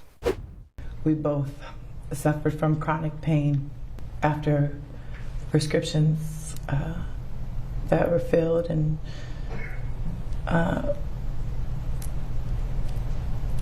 we got addicted, and and tried really hard to break that addiction. Another person to testify yesterday, and this is very important, was Derek Chauvin's former supervisor. The sergeant, who had since retired, told jurors that officers could have stopped restraining George Floyd much sooner than they did. Take a look. Do you have an opinion as to when the restraint of Mr. Floyd should have ended in this encounter? Yes. What is it? When Mr. Floyd was no longer offering up any resistance to the officers, they could have ended the restraint. And that was after he was handcuffed and on the ground and no longer resistant? Correct. This is actually really important. We've been covering the Chauvin trial for a week now. We're going to be bringing in all sorts of experts to discuss what's going on. Today, though, we're joined by NPR's TV critic, Eric Deggans. So honored to have him. He's also author of the book, Race Baiter: How the Media Wields Dangerous Words to Divide a Nation. Eric, thank you so very much for joining us on DBL. I'm a huge NPR fan, so I'm geeking out while trying to remain completely calm. It's good to see you. But we appreciate it. Absolutely. We want to know, what did you think when you heard this testimony yesterday? Is it a big deal that Chauvin's former supervisor testified against him? Yeah, because I think what we had seen in these kinds of cases years ago is that the blue wall would go up when an officer was accused of wrongdoing. And, officers would stand in lockstep and at least say, well, let's wait until there's an investigation. Let's wait until we know more. What was notable about the George Floyd situation is that not too long after the video was made public, after his death last year, we saw law enforcement officers across the country step forward and say that they felt that this was not an appropriate technique, right, and that George Floyd had died as a result of some sort of mistake by police. And so to see someone who was on the same force say that same thing was very notable. All right, Eric, first of all, this is Al Jackson. It's a pleasure to talk to you. I'm a fan of your work. So we're going to start broad and we're going to pyramid down and get more specific. But just for the first week, just tell us, how do you think the trial is going overall? Well, it's hard to tell because, of course, we're seeing the prosecution's end of it. And they seem to have done a great job of lining up people, not only to describe what happened, but to try and address counter arguments that may come from the defense. So we have seen the 911 dispatcher from the Minneapolis police talk about how she thought that Derek Chauvin had his knee on his neck too long. We've seen, as you talked about, a retired member of the force say that he also thought that they should have stopped restraining him sooner. And we saw his girlfriend come and talk about George Floyd's problems with substance abuse, so that when the defense tries to go down that road and suggest that maybe he died from a drug overdose, that the jury will already have heard about their problems from a sympathetic source, his girlfriend. Eric, I want to echo everyone's thoughts. Thank you so much for being here. We're all big fans. I want to read this question people are saying. I want to make sure that people don't think it's me. People are criticizing some folks in the media, saying they are convicting Derek Chauvin before the verdict is in. I would say to them, we haven't even seen the defense yet, right? So we haven't seen that part. But what would you say to them, Eric? Well, what I would say is what journalists are trying to do, what I see journalists trying to do, certainly at NPR, is fully cover the trial as it's happening. And when the trial began and there was an opening statement from both sides, certainly at NPR, we covered both of those statements as well as we could and made sure that our audience could hear from both of them. I think the larger issue is that this video has been in the public domain for nearly a year now. And I think a lot of people have already made up their mind about what they think they've seen. And that may be the toughest hill for the defense to climb in terms of public perception. Right now, what's happening is that the prosecution is rolling out its case. So, of course, much of the reporting after the first day is going to be favorable towards the prosecution because we're mostly hearing from them. I imagine that pendulum is going to flip when the defense starts its case and we see more reporting on the allegations that they will make to try and say that Chauvin should not be convicted of these crimes. Yeah, I think this once we see the defense, it's a whole different ballgame. I agree. What's your take on people, Eric, in the media who continue to use the trial and the death of George Floyd as a way to divide Americans? It's sort of a tough question, sort of complicated. Wanted to know your take. Well, it all depends on what your definition of using the trial to divide Americans means. Some people believe that by talking about systemic racism and the questions about unequal policing of people of color that are raised by George Floyd's death, that's dividing Americans. But I think what's actually happening is that people are using misinformation in places like Tucker Carlson's Fox News show, for example, and saying things that either are not true or have not been proven true. Tucker Carlson said on his show weeks ago that George Floyd died of a drug overdose. And point of fact, that is not necessarily what the medical examiner's report means if you read it closely, and certainly no court has decided that. So I think people have to be on the lookout for misinformation and make sure that the people who are delivering them information and talking about this case aren't trying to stir up things in order to increase their own power, increase their own audience, increase their own wealth. But at the same time, we should be willing to look hard at some of the questions that have been asked about law enforcement and about how people of color are treated by law enforcement in the wake of this trial. Amen. I was going to say, Eric, I think that George Floyd's legacy will be that it was the day that the back and forth between is there police brutality or not ended. That conversation ended in all of our living rooms that day. What do you think George Floyd's legacy will be? Well, I'm not sure that conversation has ended because there is a corner of media where they are saying, Chauvin may have been a bad apple, but most of law enforcement don't do what he did. And now, as I said, there are corners of media where people are saying that George Floyd didn't die because of that knee on his neck, that he died because of a drug overdose or because of a heart ailment. So I think the jury's out on what a large portion of Americans will believe. But I do think that George Floyd pushed us all towards realizing and accepting that systemic racism is a problem in America, and in particular, systemic racism is a problem in policing. And that seemed to be an argument that was much more volatile, say 2 years ago or 3 years ago or 5 years ago. And with George Floyd's death combined with Breonna Taylor's death a few months before, and other deaths that happened after George Floyd's death, I think we're to the point now where a lot of people have decided, okay, we know there's a problem, let's deal with it. And I think this trial and the verdict that comes from it will go a long way towards either cementing that legacy or making it a little tougher to make that argument. Absolutely, so well said. It reminds me a bit of the Rodney King trial and what happens after that. Eric Deggans, again, thank you so much for joining us on DBL. We're all fans.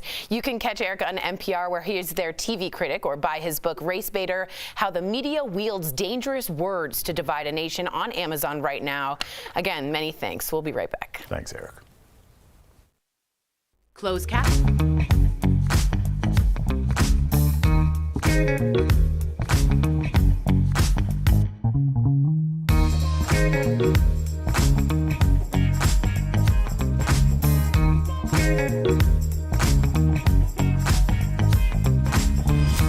For a lot of people still waiting for a stimulus check, they should be in the mail soon. But that's not true for everyone. Let's connect the dots. People who get Social Security and other federal benefits but don't normally file a tax return should start having their stimulus payments processed this weekend. The IRS says the majority of those payments will be sent electronically and should be received by April 7th. This is welcome news because many people on Social Security haven't received their individual $1,400 payments. So why were the checks held up? The short answer is red tape. The long answer is the Social Security Act doesn't allow the agency to use money for administrative work not connected to its main mission. So they couldn't get the IRS the information it needed to send out checks. But thanks to some legal wrangling, that's been worked out. One group left out of this good news, VA beneficiaries. The IRS says it's continuing to review data it has on people who get veterans benefits but don't file a tax return. The IRS does expect to come up with a payment date soon, hopefully around mid-April.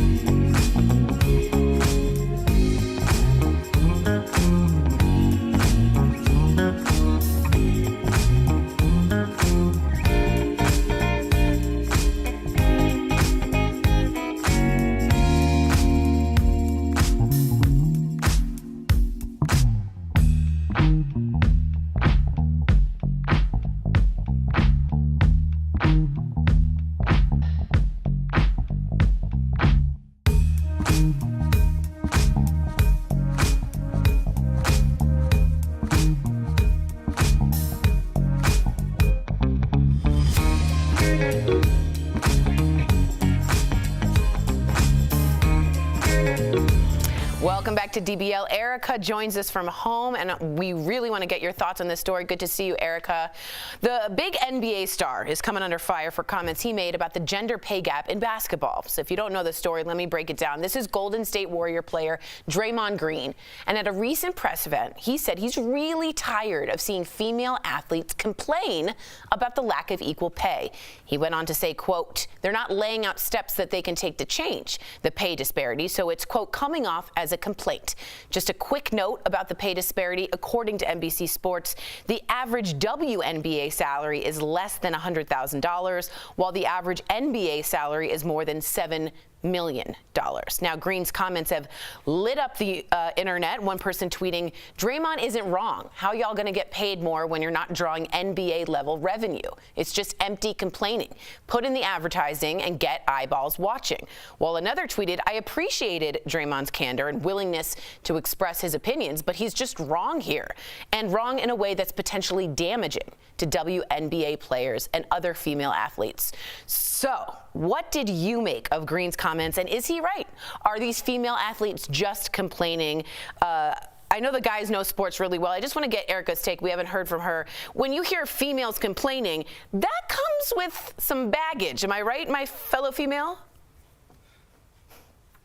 Yeah, this isn't really a sports issue. This is an empathy issue. And empathy is when you can actually put yourself in someone else's shoes. And I think that although it wasn't the totality of what he said, I think it really stuck out to people because you would think that someone in Draymond's position would understand what it's like to not have equity or visibility. It wasn't that long ago that the NBA was basically in a lockout strike because of the lack of visibility, the lack of equity, and social justice issues. I understand that there needs to be steps behind it, but I think it came off less than empathetic the way that he said it. Yes, should they have steps that they lay out? Should they have a plan?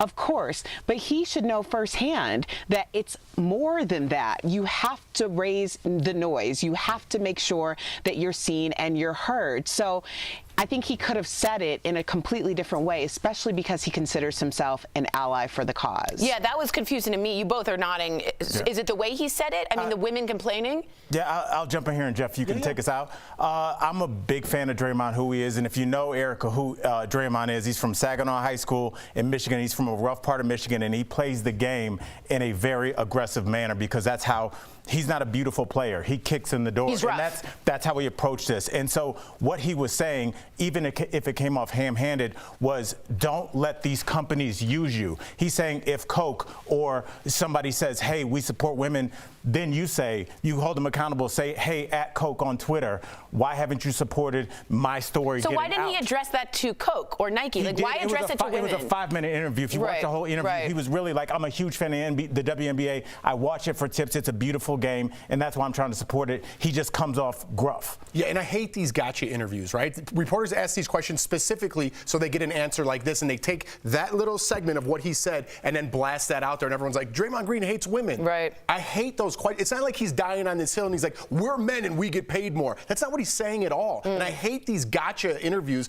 that when people say that. But if you do look economically, we have this interview, or we have this question all the time. Economically, if I'm a YouTube star and I get 100,000 views, right? And I get paid X amount, and I'm also a YouTube star and get paid I get 7 million views. We're running out of time. My point's moot.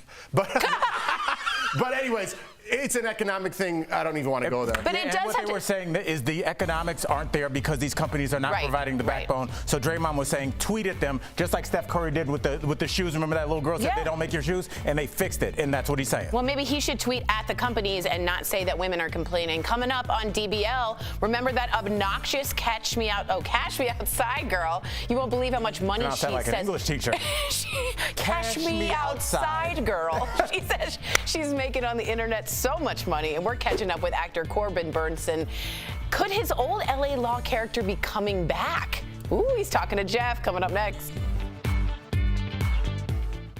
Nearly 110 million people were.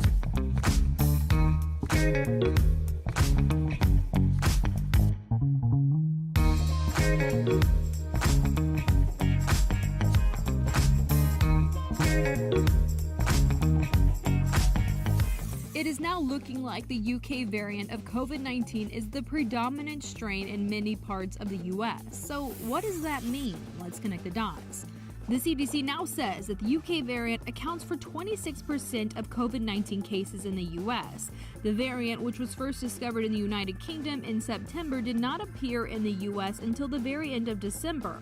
Now it is the predominant strain in at least 5 regions, with Florida having the most confirmed cases. This new data is not exactly shocking for health officials. The UK variant is believed to be much more contagious than the original virus, with some estimating it is 50 to 90% more transmissible. Now, research in the British Medical Journal has found the UK variant comes with a greater risk of death, something researchers had suspected but were waiting on the data. Now, U.S. health officials are in a race between vaccines and this variant. If we can get herd immunity against coronavirus, it can slow the spread of the UK variant, even if it is more contagious and potentially more deadly. Some experts are now predicting that could happen by summertime.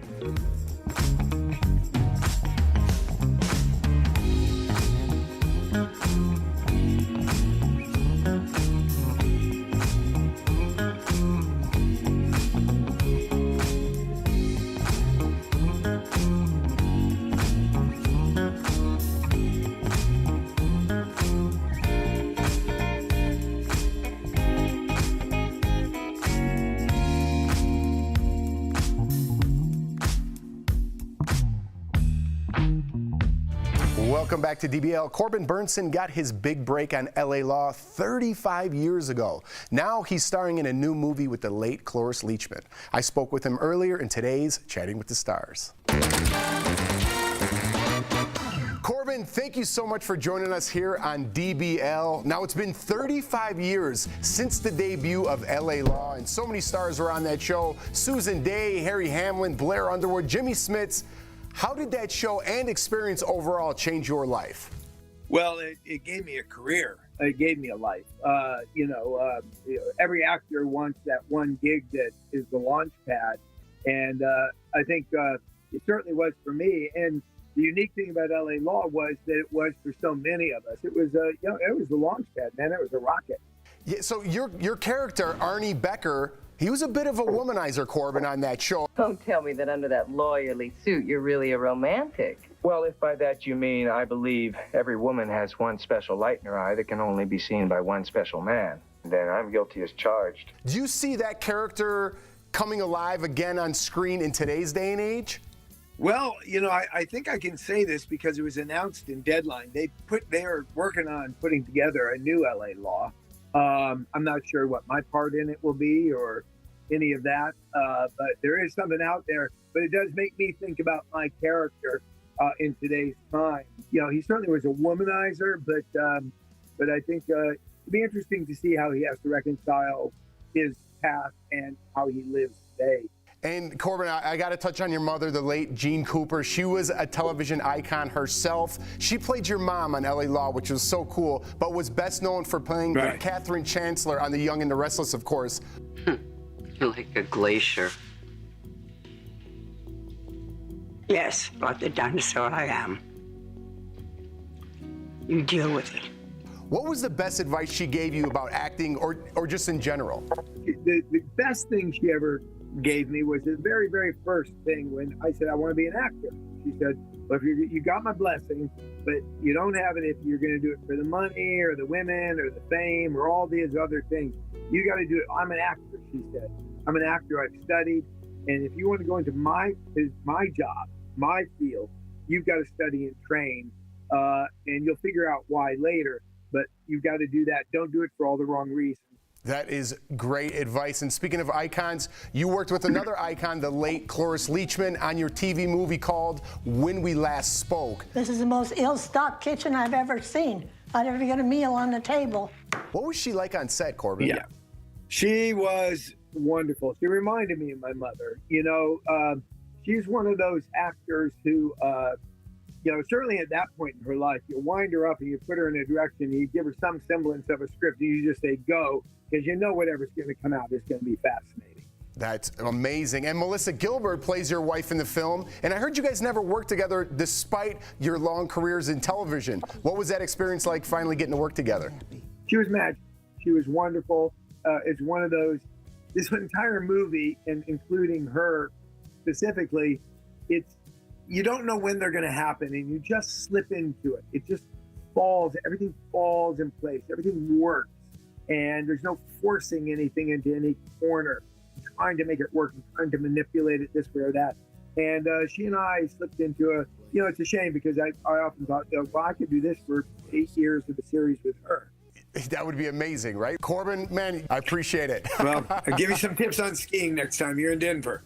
You got it, man. Anytime you want. Thank you so much, Corbin. And you can catch... Stay off the ice. That's right. That's right. You can catch Corbin Burnson in When We Last Spoke this Sunday on Up TV. Corbin, it was a real pleasure, man. I appreciate it. Absolutely. Thank you. Thank you. We'll be back, everybody.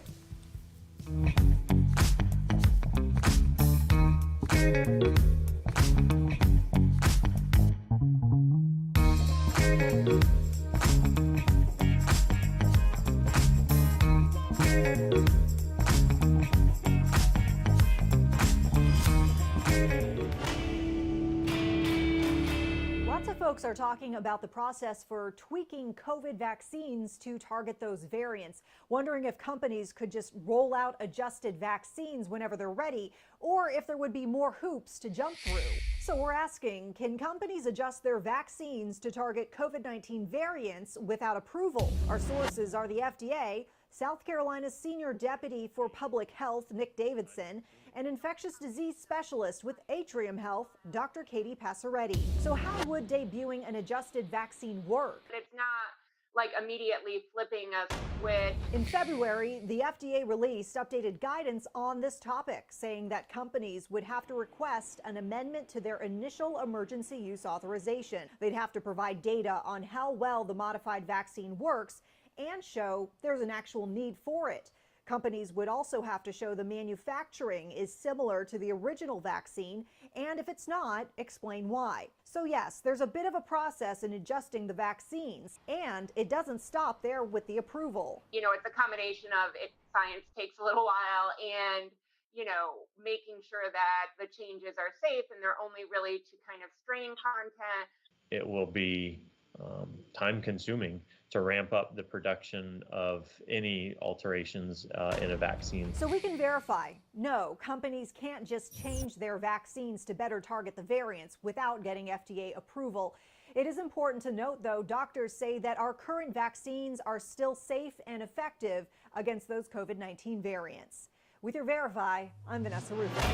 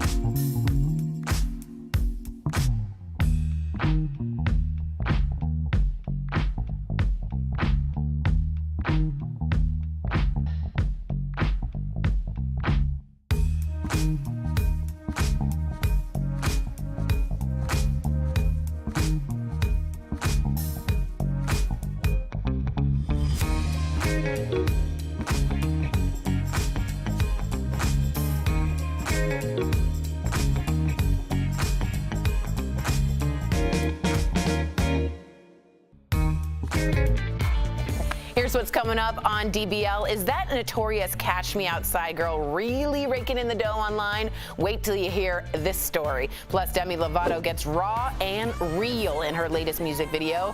Don't forget, DBL's new every single day, and we'll be right back.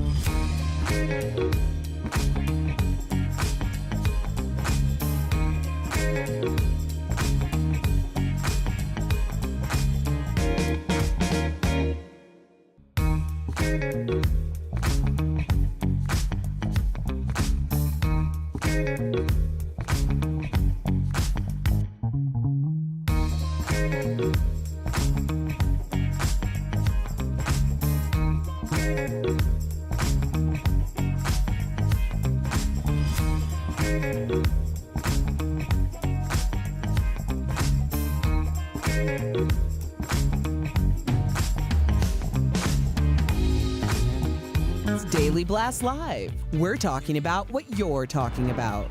Real, honest, entertaining, live. DBL starts right now. I was dancing with the devil, out of control.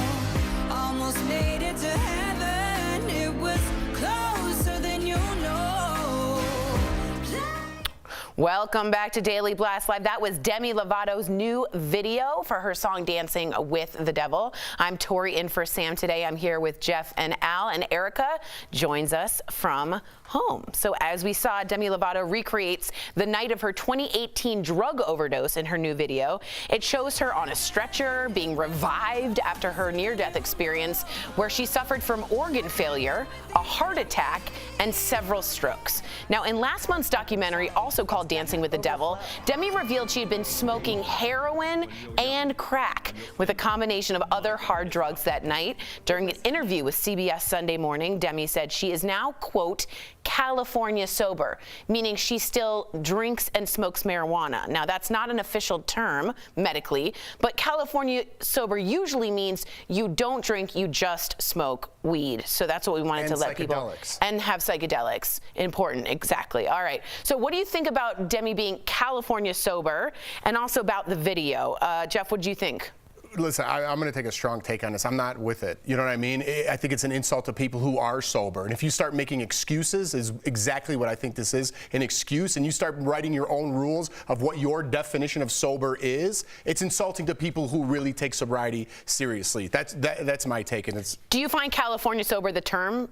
I do. Yeah, a little offensive? A little bit. Just, not to me personally, but to someone who works very hard. Yeah. Like Michael Dean over there. Sorry if I hope I don't call him up, but it's like he works very hard at that, and I'm proud of him. Like Mike, this situation, I'm very proud of Mike. It's like when you work hard at something, it kind of lessens what your take on it is. Right, and I want to hear from Erica because whatever about my thoughts on this story, but I just want to tell everybody California Sober, I believe, started because obviously California is one of the first places that marijuana was legal. Was legalized, yeah. So when a lot of people did stop drinking, they only did marijuana for the most part. So when you throw drinking with the California Sober, right, it's a wash. It's no longer a thing anymore. You're really just saying I don't do heroin, right? Which is not California Sober. That's a great point, Erica. How do you feel about the whole situation and the video? I'm okay with the video. I just don't like the terminology she's using. I think it's her journey. Sobriety is a very personal journey. Taking those steps is very much appropriate the way that it's to your actual story. I think there's a theme here in terms of her story.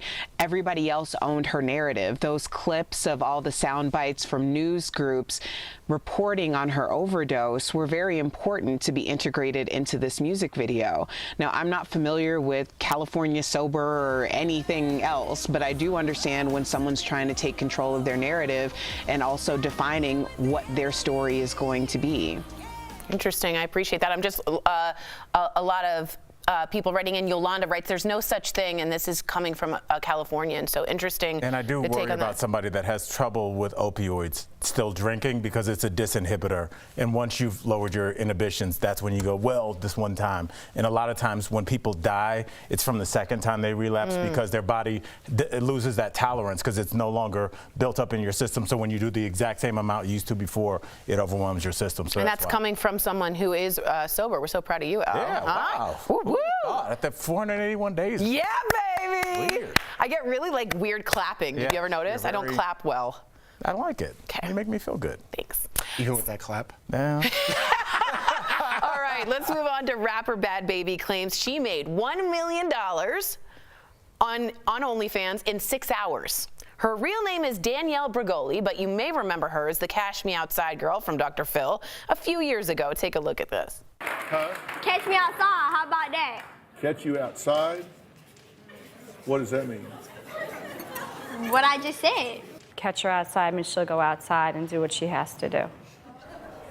So the rapper joined OnlyFans last month, and it's just a few days after her 18th birthday. She's already made millions from her music and social media posts, but now she says she brought in literally more than $1 million in 6 hours by posting X-rated photos of herself on the site. She even posted the receipt. Whoa, she brought the receipts to prove it, showing she brought in more than $1 million. Erica, what do you think about this and OnlyFans in general? It's a site that you can show provocative pictures for money. I mean, adults should be able to do what they want to do. I do think it's alarming because I've had this conversation before. Coming from morning radio, there used to be this countdown for when all of these teen pop stars were turning 18. And that's something that never sat well with me because basically there are adult men who are rearing to go on underage children. And then at 12:01, it's free game. Erica, I remember that with the Olsen twins. It's just creepy. Yeah, the Olsen twins. That's right. People counted down. That was the first time I saw it. They were 18. It was a countdown. It's super weird. What do you think about this, Al? I just think that once again, and we do this a lot with sexual assault as well. When we talk about it, we say 10,000 women on campuses were sexually assaulted. But what we do when we say it like that is we never talk about the men. We're talking about her, but we're not talking about the fact that there were hundreds of thousands of men that were waiting for this. So let's stop talking about her and start talking about the fact that there is a market there that is so primed that in 6 hours you can extract $1 million from it. Tell me where else you can find that. That's a great point. I wasn't even thinking about. Very smart point. Good job, Al. What do you think about this, Jeff? I got another clap. Good job, Al. Hey, let me apologize. I pointed out Michael Dean and Mike, and I didn't include you in the sobriety thing, so I apologize for that. You're my homie, and I should have put you in that. Right after you said that, I was like, man, I feel like a jerk. You were a jerk, and I did call him out. So. And then you clapped like that, and everyone changed the channel. No claps for jerks. All right, let's let's move on to this. Some celebrities got into the April Fool's Day spirit yesterday, but did some of the pranks go too far? This happens every year, doesn't it? First, all right, no one was fooled. No surprise here. Michael Strahan revealed that his new smile without his famous gap was all a prank. Did anyone believe that? No. He went on to Instagram to reveal that his gap is here to stay. Although he liked his no gap smile, he said that his mama likes his natural look. So what do you prefer? Erica, what do you like, the gap, the no gap with Strahan? I think Strahan has to have a gap. It's his signature look, you know. I think people really appreciate him just being himself, like coming as he is. My husband decided to lock all the bathroom doors yesterday, which was strange. And the thing about it was I didn't even realize that it was a part of April Fool's Day because I just assumed with the first door that he like locked it and accidentally closed it. Well, I carry around tools, so I just unlocked them with my nails.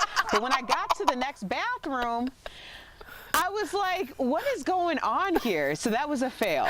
It's a fail. Can you guys see Anthony doing it and being like, and like running to the next one? All right, next, former Bachelorette Caitlin Bristow had some fun at her boyfriend's expense. This is apparently a good one. I have to see this prank. She sent him a nude picture of herself and then asked dozens of family and friends to text him and say there was something on his Instagram stories he might want to take down, making him obviously think he accidentally posted the photo for the world to see. Here's how he reacted. Have a look. What's on there? Jason. What's on there? April Fools!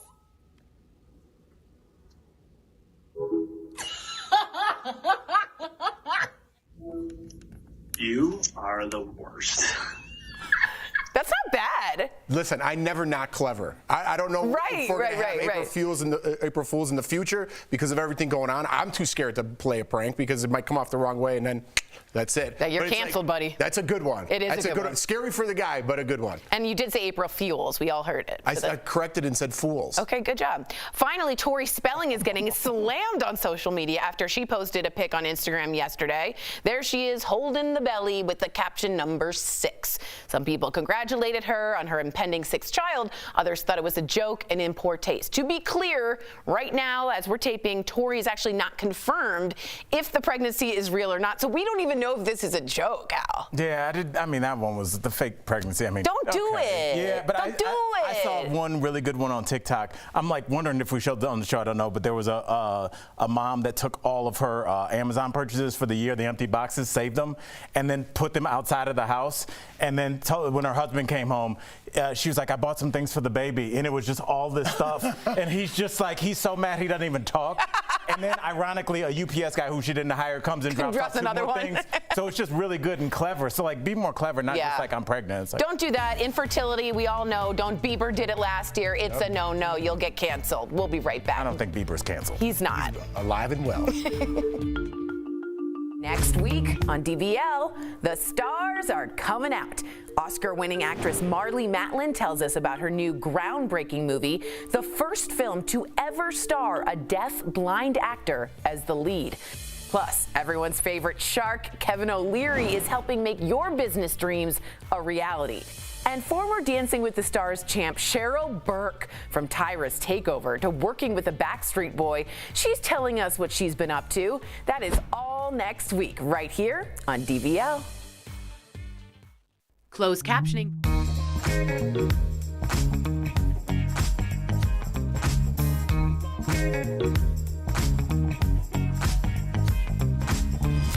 For a lot of people still waiting for a stimulus check, they should be in the mail soon. But that's not true for everyone. Let's connect the dots. People who get Social Security and other federal benefits but don't normally file a tax return should start having their stimulus payments processed this weekend. The IRS says the majority of those payments will be sent electronically and should be received by April 7th. This is welcome news because many people on Social Security haven't received their individual $1,400 payments. So why were the checks held up? The short answer is red tape. The long answer is the Social Security Act doesn't allow the agency to use money for administrative work not connected to its main mission. So they couldn't get the IRS the information it needed to send out checks. But thanks to some legal wrangling, that's been worked out. One group left out of this good news, VA beneficiaries. The IRS says it's continuing to review data it has on people who get veterans benefits but don't file a tax return. The IRS does expect to come up with a payment date soon, hopefully around mid-April.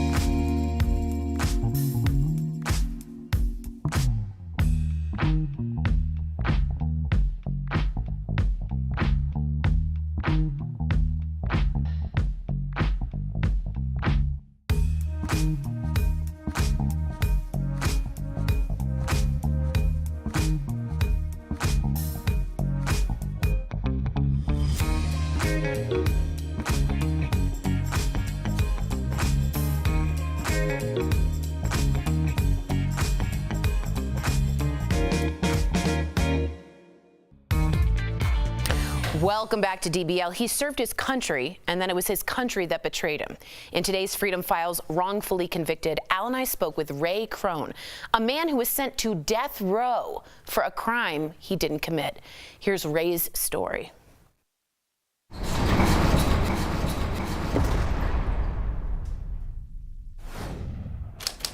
December 29th, 1991, Phoenix, Arizona.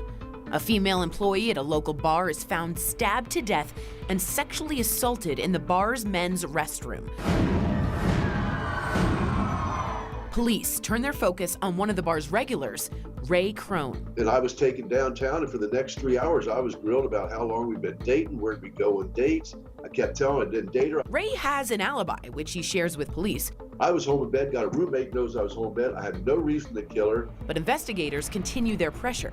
He had a search warrant. The search warrant said I was required to give a hair sample, a blood sample, and a cast of my teeth. The impression of his teeth is the police's smoking gun. I had a tooth that protruded when I was 18 years old. I was a passenger in a head-on collision. I woke up in the hospital with a broken jaw, my mouth wired shut. Ray is arrested and charged with murder, kidnapping, and sexual assault. They were talking about the death penalty, and that's when I think when the most critical time for them to start labeling somebody a monster. Ray is dubbed the Snaggletooth Killer as he begins the fight for his life. They brought a bite mark expert in, a real impressive man. He was a very powerful speaker, very convincing. With all the lies stacked against him, Ray's clean record and years of service in the Air Force mean nothing. He is found guilty and sentenced to death, plus 21 years. Ray spends his days in isolation. I had a cement slab for a bed. I wrapped my towel around my sneakers. That was my pillow to sleep on at night. In 1996, after 3 years on death row, Ray wins his appeal and is given a new trial. That trial started, as I said, in February. It lasted 7 weeks. Over 500 exhibits were introduced. We had 3 bite mark experts testify for us. The DNA from that saliva was not my DNA. DNA evidence being new in the 90s, the prosecutor tells jurors it can't be trusted and to disregard it.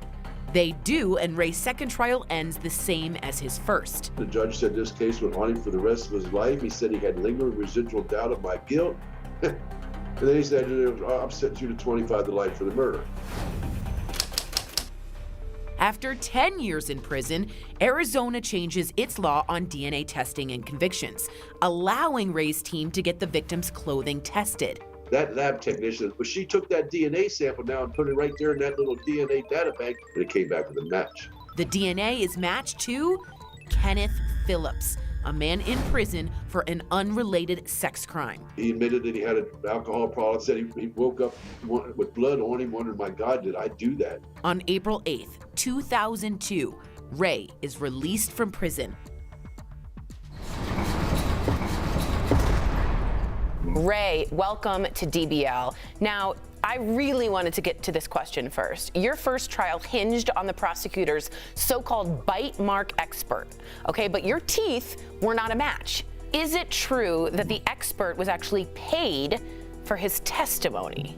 It's very true. It's outrageously true. It's disgustingly true. It's shamefully true. Wow. At my second trial, we actually had 3 bite mark experts that completely were not in agreement with him. And incredibly, this happened in '92, the second trial in '96. Since then, a lot has happened in bite mark identification. They now say that bite mark evidence should only be used to exclude somebody, never to include. Yeah. It's a result of so many mistakes made on the behalf of people that represented forensic dentistry and courtrooms and got it wrong. Let's talk about the prosecutor in your case, Noel Levy. 2 of his death row cases have been overturned because of innocence, yours included. But he said, hey, I just did my job and I did it ethically. What are your feelings towards him? Just doing his job, as he says. Unfortunately, some of the biggest liars in that courtroom actually were elected officials saying they were there to represent the good people of the state of Arizona. I wanted to ask you, having spent some time there, Ray, on death row, what do you say to people who say, I believe the death penalty is the best way to make a criminal suffer? How do you feel about that? I used to support the death penalty. I never thought about it much. It wasn't going to affect me or my family. What really did it have bearing on me? We weren't criminals. We didn't live with criminals. And, you know, we believed and trusted the system, so be it. But I don't like to be lied to by anybody, and especially my government that I'm supposed to trust and I pay money to, you know, tax-wise. And to tell me that, oh, it's, you know, we get it right. It's only the worst of the worst. It's a deterrent. All those things are lies, and it's been proven over and over again. I don't think any of us were ever raised to be God or play God over other people's lives. And locking them away for life, they're safe. And believe me, if you want them to suffer, lock them up in our prisons, our Department of Corrections around the country. They are not a country club. Tell us about witness to innocence. There's no question of my innocence. The day I was released, I walked out of prison that day to start my life all over again at the age of 45. But I also walked out with the distinction of being the 100th person in America to have had a death sentence, later to be free, to be exonerated. 100 mistakes have been made in our country. And a reporter in the back had raised his hand. He said, well, Mr. Crone, given your faith in God, how do you justify him leaving you in prison for 10 years? Oh, my goodness. What? How do you answer a deep soul-searching question? Like, I just walked out of prison. It's right behind me, 100 yards. How do I justify God leaving me in prison for 10 years? And then something came into my head, and I said, well, maybe it's not about those 10 years I spent in prison. Maybe it's about what I have to do the next 10 years. Oh, my gosh. We have over 30 members, only national organization of death row survivors in America, both men and women who had suffered the injustice of being called an animal, a throwaway person, a monster, was sentenced to death, later to find out that they were innocent. For those of you wanting to learn more, again, visit witnesstoinnocence.org. Support that organization, support Ray. We want to thank you again for joining us on DBL. Thanks again. We'll be right back. Thank you, Ray. My pleasure. Thank you.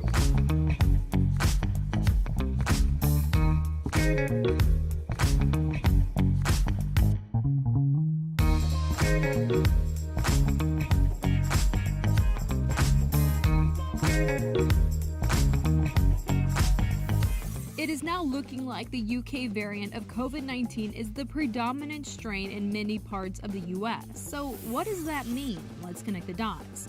The CDC now says that the UK variant accounts for 26% of COVID-19 cases in the US. The variant, which was first discovered in the United Kingdom in September, did not appear in the US until the very end of December. Now it is the predominant strain in at least 5 regions, with Florida having the most confirmed cases. This new data is not exactly shocking for health officials. The UK variant is believed to be much more contagious than the original virus, with some estimating it is 50 to 90% more transmissible. Now, research in the British Medical Journal has found the UK variant comes with a greater risk of death, something researchers had suspected but were waiting on the data. Now, U.S. health officials are in a race between vaccines and this variant. If we can get herd immunity against coronavirus, it can slow the spread of the UK variant, even if it is more contagious and potentially more deadly. Some experts are now predicting that could happen by summertime.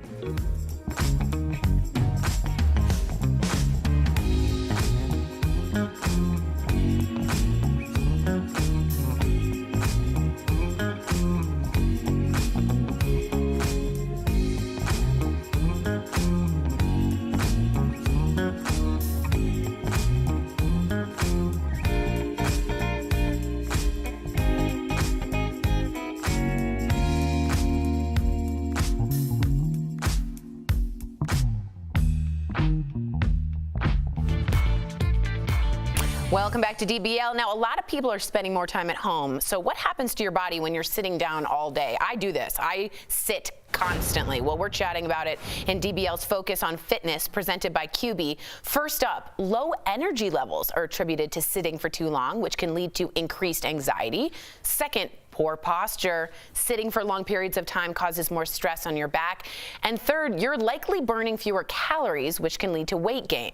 Staying active is so important, and QB has made it easy. QB is changing the way the world thinks about fitness, regardless of physical ability or age. So try their under-desk elliptical at home. Call 1-800-730-3397 or visit QB.com to learn more. We'll be right back.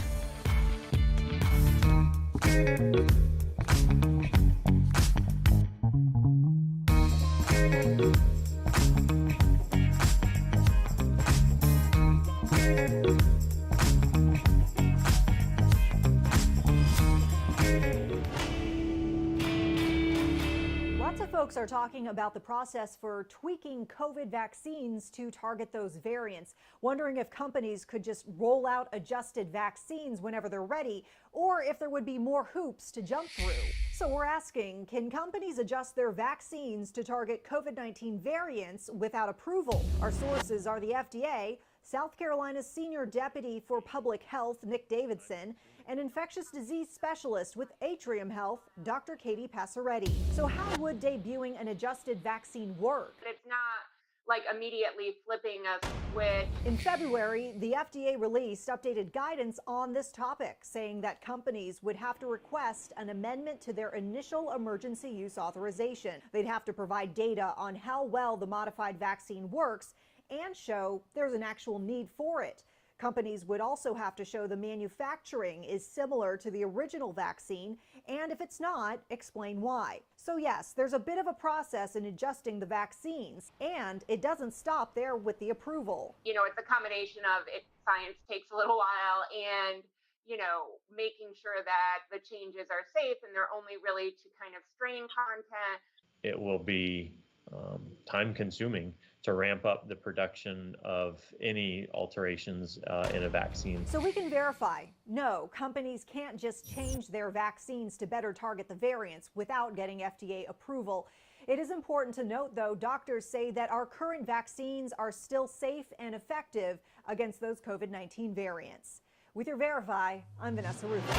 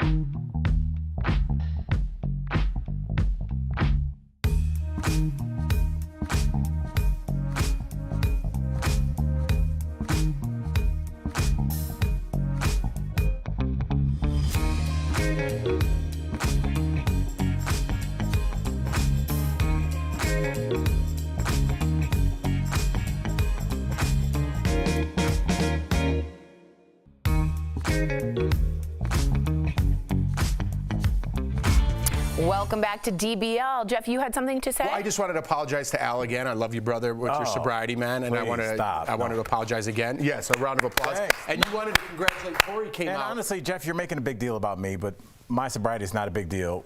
Tori did something much more important in our last segment. You raised your hand and you said, I sit a lot. And me talking about drinking too much, I feel like it's gotten a little old. Tell the people about your sitting. How did it start and how did we get here? You're all jerks.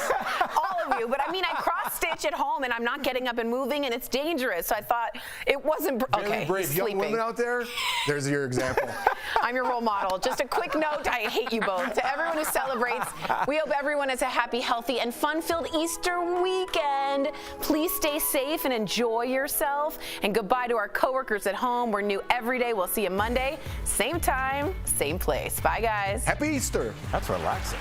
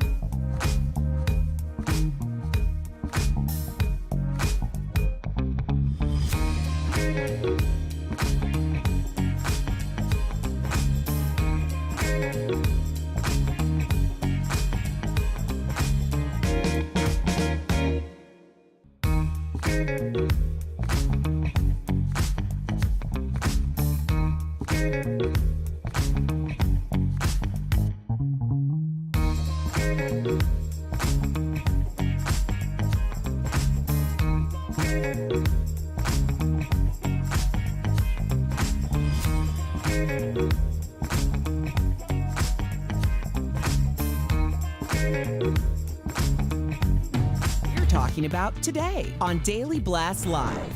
Emotional testimony continues at the murder trial for Derek Chauvin. Can I pray with you? Today, NPR TV critic Eric Deggans joins our panel live to discuss the impact this case will have on society for years to come. In today's Freedom Files Wrongfully Convicted, an innocent man sent to death row. How DNA evidence helped him walk free. I was dancing with the devil. Demi Lovato relives her nearly deadly overdose in a new music video. Does this recreation from a hospital bed go too far? And celebrity April Fool's Day pranks from Tori Spelling's pregnancy announcement. Is it really fake? Plus the extreme joke The Bachelor's Caitlin Bristow played on her boyfriend. What's on there? April Fool! Real, honest, entertaining, live. DBL starts right now. 3, 2. Thank you, Michael Dean. Welcome, everyone, to Daily Blast Live. It is Friday, April 2nd. I'm Tori, in for Sam today, and I'm here with my brothers, Jeff and Al. How are you guys doing? Great. Very good. Friday? Feeling good. Feeling good. Erica will be joining us later in the show, but let's get started right away. There was some really incredible testimony yesterday in the trial of former police officer Derek Chauvin. So first up, George Floyd's girlfriend, Courtney Ross, was the first person to testify in the trial who actually knew Floyd. She also talked about their struggle with opioid addiction. Take a look at this. We both suffered from chronic pain after prescriptions that were filled, and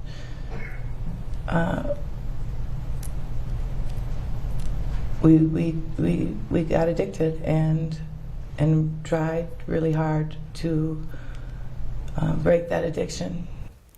Another person to testify yesterday, and this is very important, was Derek Chauvin's former supervisor. The sergeant, who had since retired, told jurors that officers could have stopped restraining George Floyd much sooner than they did. Take a look. Do you have an opinion as to when the restraint of Mr. Floyd should have ended in this encounter? Yes. What is it? When Mr. Floyd was no longer offering up any resistance to the officers, they could have ended the restraint. And that was after he was handcuffed and on the ground and no longer resistant? Correct. This is actually really important. We've been covering the Chauvin trial for a week now. We're going to be bringing in all sorts of experts to discuss what's going on. Today, though, we're joined by NPR's TV critic, Eric Deggans. So honored to have him. He's also author of the book, Race Baiter, How the Media Wields Dangerous Words to Divide a Nation. Eric, thank you so very much for joining us on DBL. I'm a huge NPR fan, so I'm geeking out while trying to remain completely calm. It's good to see you. But we appreciate it. Absolutely. We want to know, what did you think when you heard this testimony yesterday? Is it a big deal that Chauvin's former supervisor testified against him? Yeah, because I think what we had seen in these kinds of cases years ago is that the blue wall would go up when an officer was accused of wrongdoing. And, officers would stand in lockstep and at least say, well, let's wait until there's investigation. Let's wait until we know more. What was notable about the George Floyd situation is that not too long after the video was made public, after his death last year, we saw law enforcement officers across the country step forward and say that they felt that this was not an appropriate technique, right, and that George Floyd had died as a result of some sort of mistake by police. And so to see someone who was on the same force say that same thing was very notable. All right, Eric, first of all, this is Al Jackson. It's a pleasure to talk to you. I'm a fan of your work. So we're going to start broad and we're going to pyramid down and get more specific. But just for the first week, just tell us, how do you think the trial is going overall? Well, it's hard to tell because, of course, we're seeing the prosecution's end of it. And they seem to have done a great job of lining up people, not only to describe what happened, but to try and address counter arguments that may come from the defense. So we have seen the 911 dispatcher from the Minneapolis police talk about how she thought that Derek Chauvin had his knee on his neck too long. We've seen, as you talked about, a retired member of the force say that he also thought that they should have stopped restraining him sooner. And we saw his girlfriend come and talk about George Floyd's problems with substance abuse, so that when the defense tries to go down that road and suggest that maybe he died from a drug overdose, that the jury will already have heard about their problems from a sympathetic source, his girlfriend. Eric, I want to echo everyone's thoughts. Thank you so much for being here. We're all big fans. I want to read this question people are saying. I want to make sure that people don't think it's me. People are criticizing some folks in the media, saying they are convicting Derek Chauvin before the verdict is in. I would say to them, we haven't even seen the defense yet, right? So we haven't seen that part. But what would you say to them, Eric? Well, what I would say is what journalists are trying to do, what I see journalists trying to do, certainly at NPR, is fully cover the trial as it's happening. And when the trial began and there was an opening statement from both sides, certainly at NPR, we covered both of those statements as well as we could and made sure that our audience could hear from both of them. I think the larger issue is that this video has been in the public domain for nearly a year now. And I think a lot of people have already made up their mind about what they think they've seen. And that may be the toughest hill for the defense to climb in terms of public perception. Right now, what's happening is that the prosecution is rolling out its case. So, of course, much of the reporting after the first day is going to be favorable towards the prosecution because we're mostly hearing from them. I imagine that pendulum is going to flip when the defense starts its case and we see more reporting on the allegations that they will make to try and say that Chauvin should not be convicted of these crimes.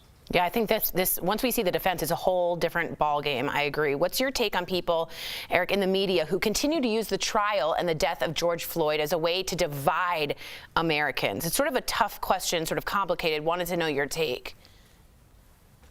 Well, it all depends on what your definition of using the trial to divide Americans means.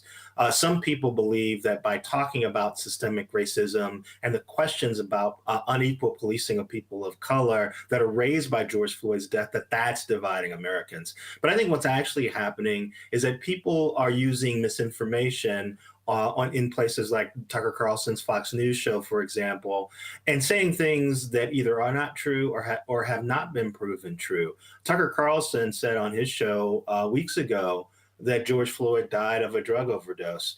And point of fact, that is not necessarily what the medical examiner's report means if you read it closely, and certainly no court has decided that. So I think people have to be on the lookout for misinformation and make sure that the people who are delivering them information and talking about this case aren't trying to stir up things in order to increase their own power, increase their own audience, increase their own wealth. But at the same time, we should be willing to look hard at some of the questions that have been asked about law enforcement and about how people of color are treated by law enforcement in the wake of this trial. Amen. I was going to say, Eric, I think that George Floyd's legacy will be that it was the day that the back and forth between is there police brutality or not ended. That conversation ended in all of our living rooms that day. What do you think George Floyd's legacy will be? Well, I'm not sure that conversation has ended because there is a corner of media where they are saying, Chauvin may have been a bad apple, but most of law enforcement don't do what he did. And now, as I said, there are corners of media where people are saying that George Floyd didn't die because of that knee on his neck, that he died because of a drug overdose or because of a heart ailment. So I think the jury's out on what a large portion of Americans will believe.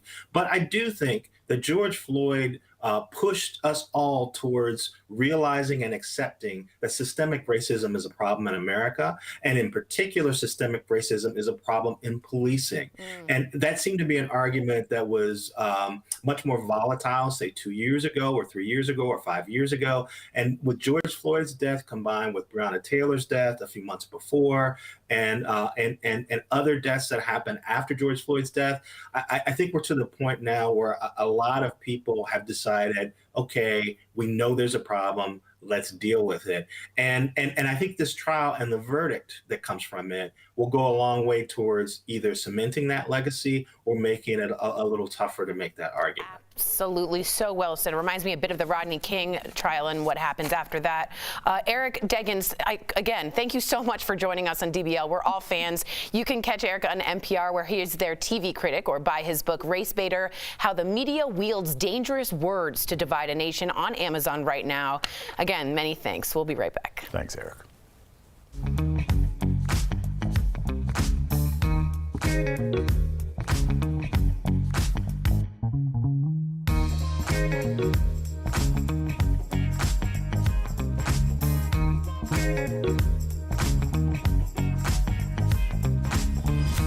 For a lot of people still waiting for a stimulus check, they should be in the mail soon. But that's not true for everyone. Let's connect the dots. People who get Social Security and other federal benefits but don't normally file a tax return should start having their stimulus payments processed this weekend. The IRS says the majority of those payments will be sent electronically and should be received by April 7th. This is welcome news because many people on Social Security haven't received their individual $1,400 payments. So why were the checks held up? The short answer is red tape.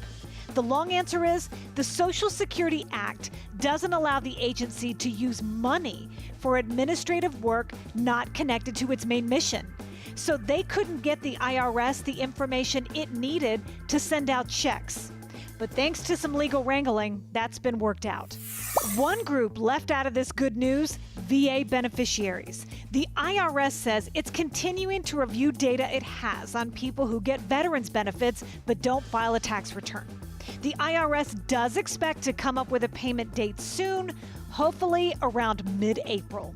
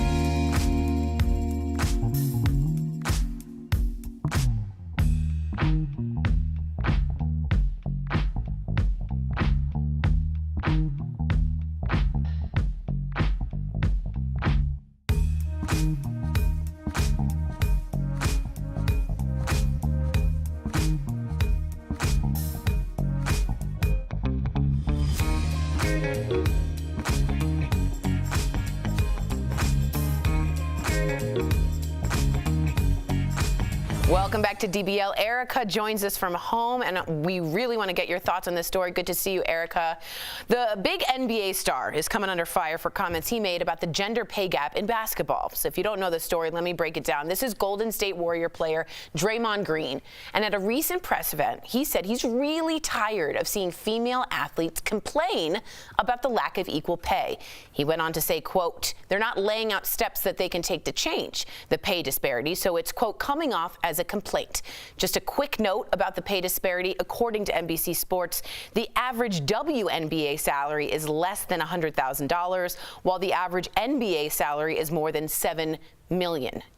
Now, Green's comments have lit up the internet. One person tweeting, Draymond isn't wrong. How y'all going to get paid more when you're not drawing NBA level revenue? It's just empty complaining.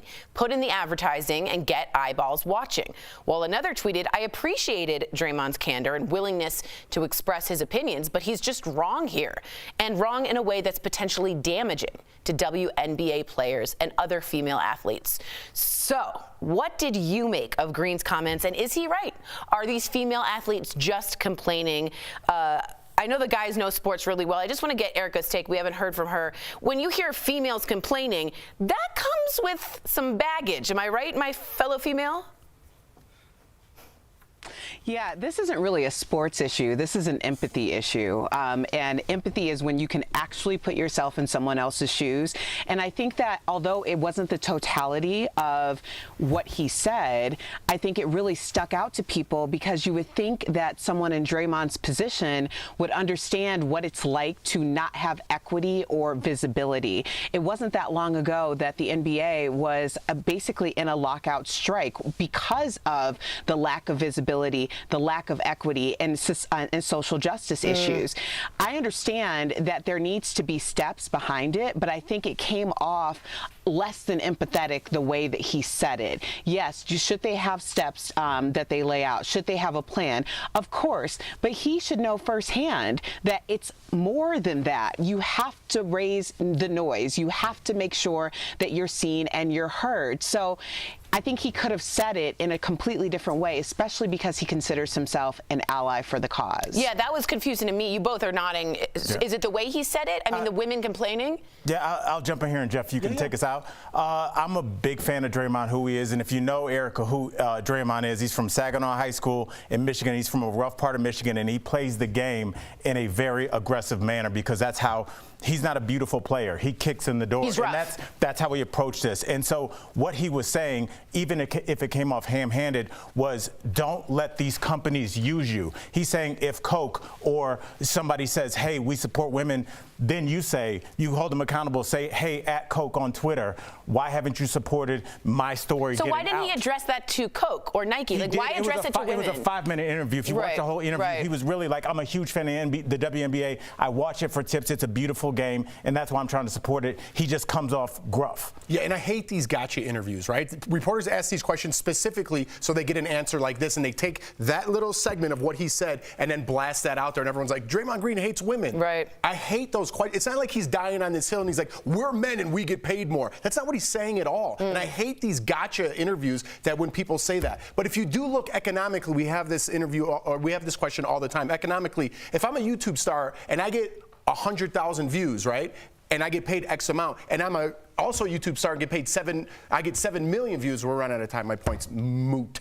But But anyways, it's an economic thing. I don't even want to go there. But it does what they were saying is the economics aren't there because these companies are not providing the backbone. So Draymond was saying, tweet at them, just like Steph Curry did with the shoes. Remember that little girl said they don't make your shoes, and they fixed it, and that's what he's saying. Well, maybe he should tweet at the companies and not say that women are complaining. Coming up on DBL, remember that obnoxious cash me outside girl? You won't believe how much money she like says. An English teacher.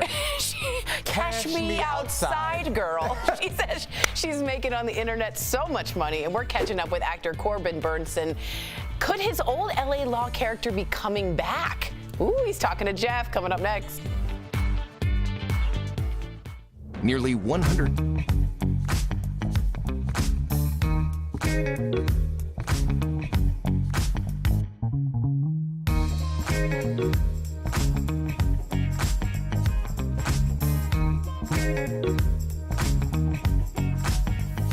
It is now looking like the UK variant of COVID-19 is the predominant strain in many parts of the US. So what does that mean? Let's connect the dots. The CDC now says that the UK variant accounts for 26% of COVID-19 cases in the US. The variant, which was first discovered in the United Kingdom in September, did not appear in the US until the very end of December. Now it is the predominant strain in at least 5 regions, with Florida having the most confirmed cases. This new data is not exactly shocking for health officials. The UK variant is believed to be much more contagious than the original virus, with some estimating it is 50 to 90% more transmissible. Now, research in the British Medical Journal has found the UK variant comes with a greater risk of death, something researchers had suspected but were waiting on the data. Now, U.S. health officials are in a race between vaccines and this variant.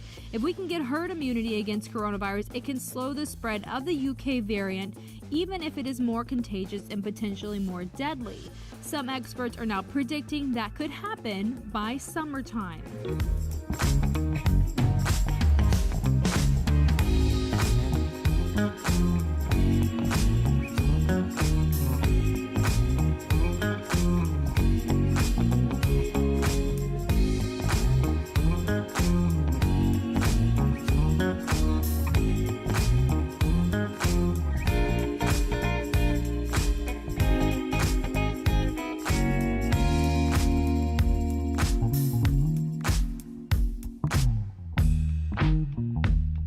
Back to DBL. Corbin Burnson got his big break on LA Law 35 years ago. Now he's starring in a new movie with the late Cloris Leachman.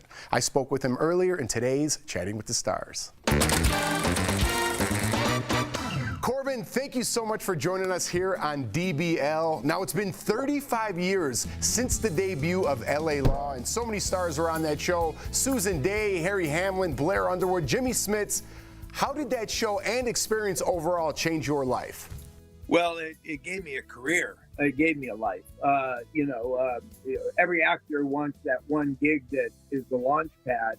And I think it certainly was for me. And the unique thing about LA Law was that it was for so many of us. It was, it was the launch pad, man. It was a rocket.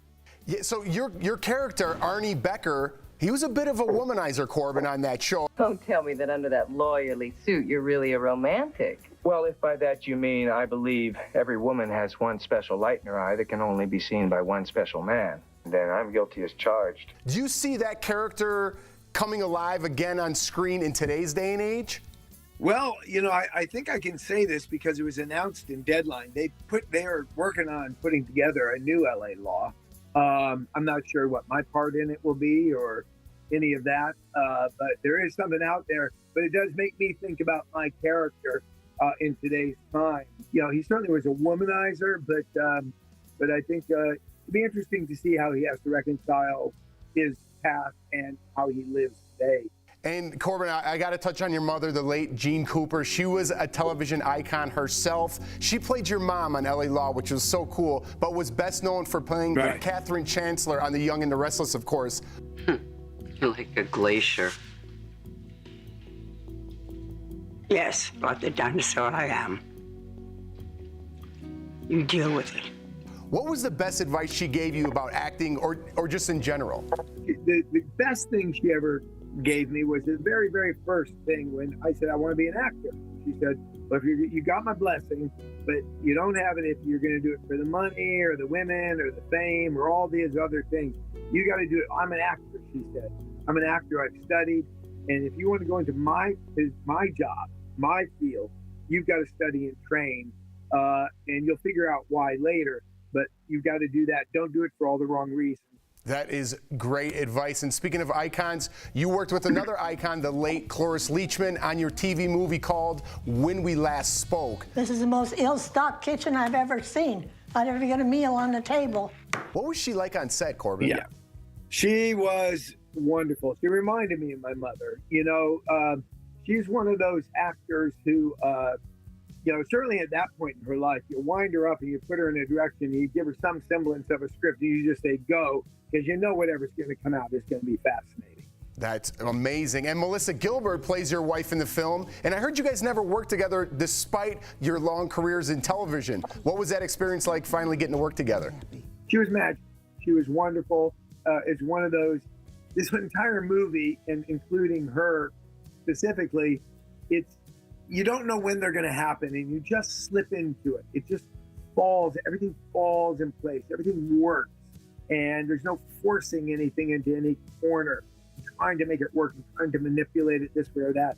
And she and I slipped into a, you know, it's a shame because I often thought, well, I could do this for 8 years of a series with her. That would be amazing, right? Corbin, man, I appreciate it. Well, I'll give you some tips on skiing next time you're in Denver.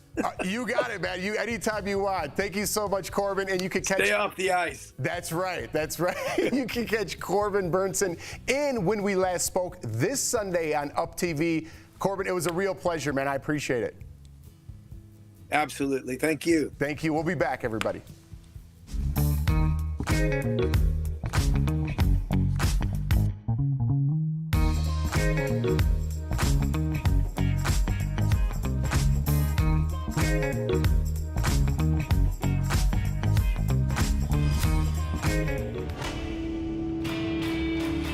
Lots of folks are talking about the process for tweaking COVID vaccines to target those variants, wondering if companies could just roll out adjusted vaccines whenever they're ready, or if there would be more hoops to jump through.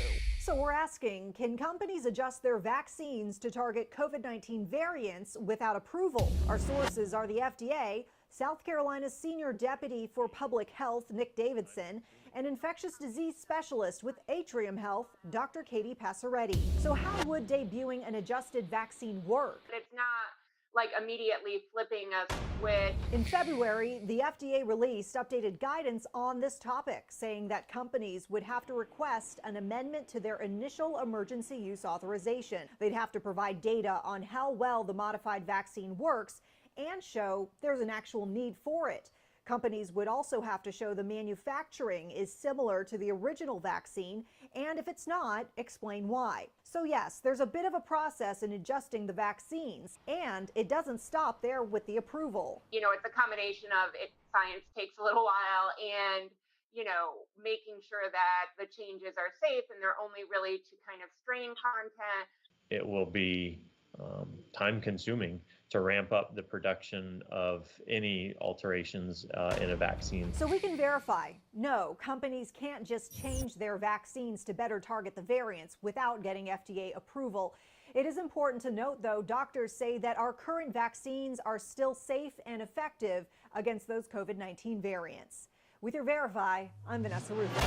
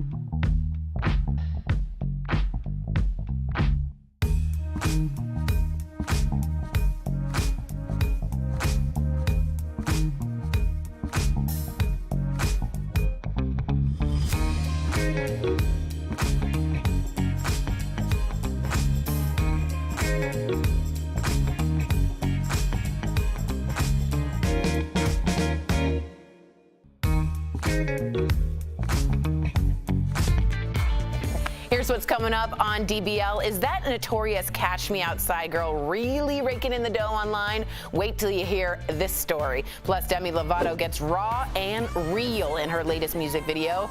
Don't forget, DBL's new every single day, and we'll be right back.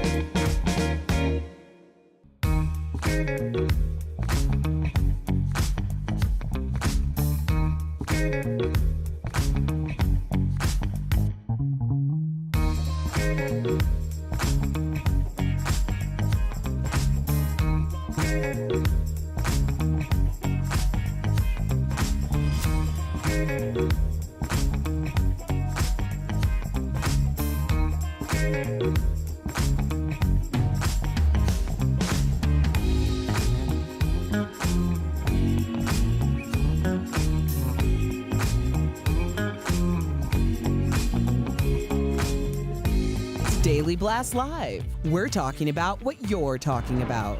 Real, honest, entertaining, live. DBL starts right now. I was dancing with the devil, out of control. Almost made it to heaven. It was closer than you know. Welcome back to Daily Blast Live. That was Demi Lovato's new video for her song Dancing with the Devil. I'm Tori in for Sam today. I'm here with Jeff and Al, and Erica joins us from home. So as we saw, Demi Lovato recreates the night of her 2018 drug overdose in her new video. It shows her on a stretcher being revived after her near-death experience, where she suffered from organ failure, a heart attack, and several strokes. Now, in last month's documentary, also called Dancing with the Devil, Demi revealed she had been smoking heroin and crack with a combination of other hard drugs that night. During an interview with CBS Sunday Morning, Demi said she is now, quote, California sober, meaning she still drinks and smokes marijuana. Now, that's not an official term medically, but California sober usually means you don't drink, you just smoke weed. So that's what we wanted to let people. And have psychedelics. Important, exactly. All right. So what do you think about Demi being California sober, and also about the video? Jeff, what do you think?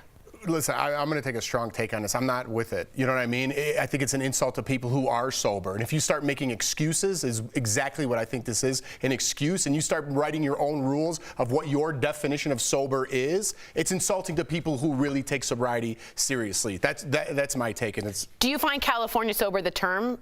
I do. Yeah, a little offensive? A little bit. Just, not to me personally, but to someone who works very hard. Yeah. Like Michael Dean over there. Sorry, I hope I don't call him out, but it's like he works very hard at that, and I'm proud of him. Like Mike, the situation, I'm very proud of Mike. It's like when you work hard at something, it kind of lessens what your take on it is. Right, and I want to hear from Erica because whatever about my thoughts on this story. But I just want to tell everybody, California Sober, I believe, started because obviously California is one of the first places that marijuana was legal. It was legalized, yeah. So when a lot of people did stop drinking, they only did marijuana for the most part. So when you throw drinking with the California Sober, right, it's a wash. It's no longer a thing anymore. You're literally just saying I don't do heroin, right? Which is not California Sober. That's a great point, Erica. How do you feel about the whole situation and the video? I'm okay with the video. I just don't like the terminology she's using.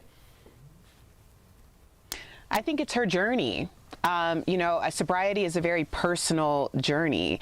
Taking those steps is very much appropriate the way that it's to your actual story. I think there's a theme here in terms of her story.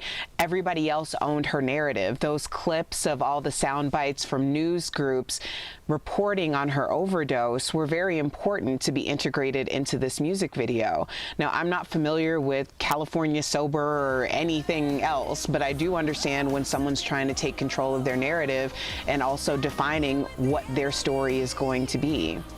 Interesting. I appreciate that. I'm just a lot of people writing in. Yolanda writes, "There's no such thing," and this is coming from a Californian. So interesting. And I do worry about somebody that has trouble with opioids still drinking because it's a disinhibitor. And once you've lowered your inhibitions, that's when you go, well, this one time. And a lot of times when people die, it's from the second time they relapse because their body loses that tolerance because it's no longer built up in your system. So when you do the exact same amount you used to before, it overwhelms your system. So and that's coming from someone who is sober. We're so proud of you, Al. Yeah, wow. Woo-woo. God, at the 481 days. Yeah, baby. Weird. I get really weird clapping. Did you ever notice? I don't clap well. I like it. Okay. You make me feel good. Thanks. Even with that clap? Yeah.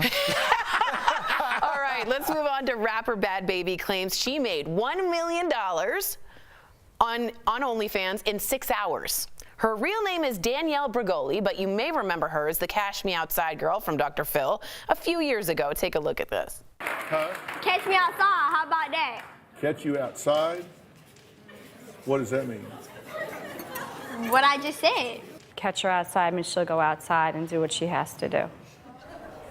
So the rapper joined OnlyFans last month, and it's just a few days after her 18th birthday. She's already made millions from her music and social media posts, but now she says she brought in literally more than $1 million in 6 hours by posting X-rated photos of herself on the site. She even posted the receipt. Well, she brought the receipts to prove it, showing she brought in more than $1 million. Erica, what do you think about this and OnlyFans in general? It's a site that you can show provocative pictures for money. I mean, adults should be able to do what they want to do. I do think it's alarming because I've had this conversation before. Coming from morning radio, there used to be this countdown for when all of these teen pop stars were turning 18. And that's something that never sat well with me because basically there are adult men who are rearing to go on underage children. And then at 12:01, it's free game. Erica, I remember that with the Olsen twins. It's just creepy. Yeah, the Olsen twins. That's right. People counted down. That was the first time I saw it. They were 18. It was a countdown. It's super weird. What do you think about this, Al? I just think that once again, and we do this a lot with sexual assault as well.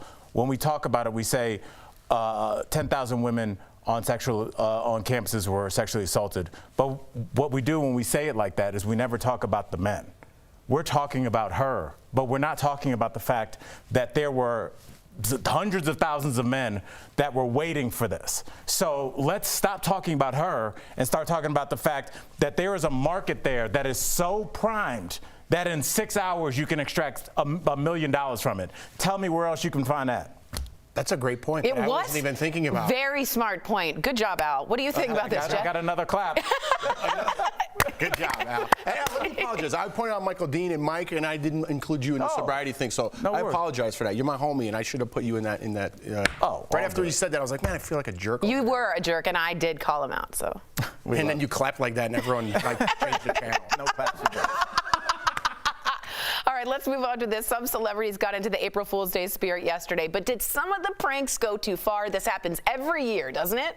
First, all right, no one was fooled. No surprise here. Michael Strahan revealed that his new smile without his famous gap was all a prank. Did anyone believe that? No. He went on to Instagram to reveal that his gap is here to stay. Although he liked his no gap smile, he said that his mama likes his natural look. So what do you prefer? Erica, what do you like, the gap, the no gap with Strahan?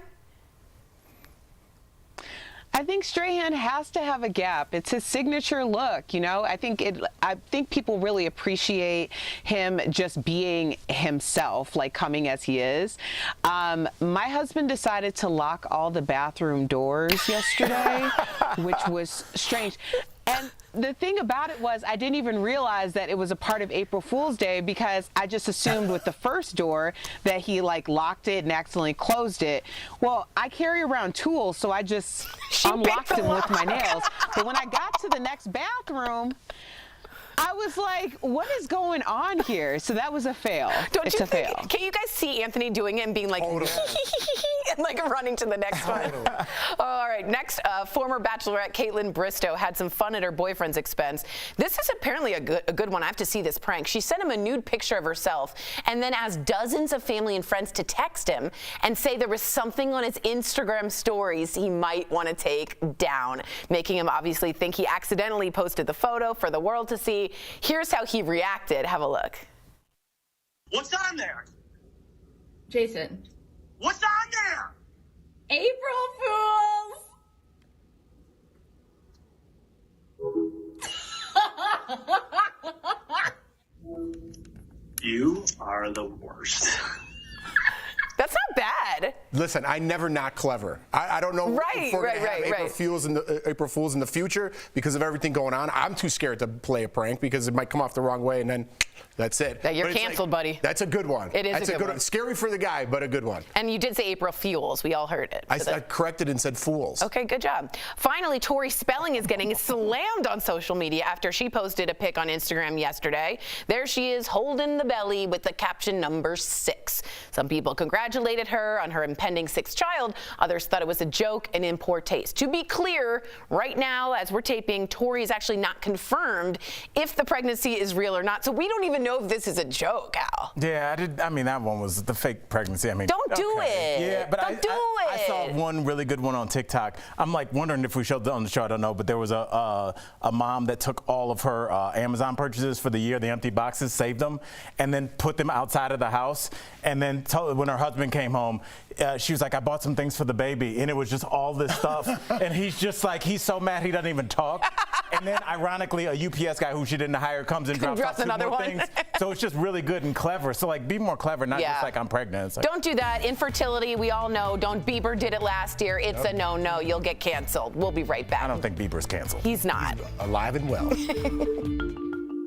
Next week on DBL, the stars are coming out. Oscar-winning actress Marlee Matlin tells us about her new groundbreaking movie, the first film to ever star a deaf-blind actor as the lead. Plus, everyone's favorite shark, Kevin O'Leary, is helping make your business dreams a reality. And former Dancing with the Stars champ Cheryl Burke, from Tyra's Takeover to working with a Backstreet Boy, she's telling us what she's been up to. That is all next week, right here on DBL. Closed captioning provided by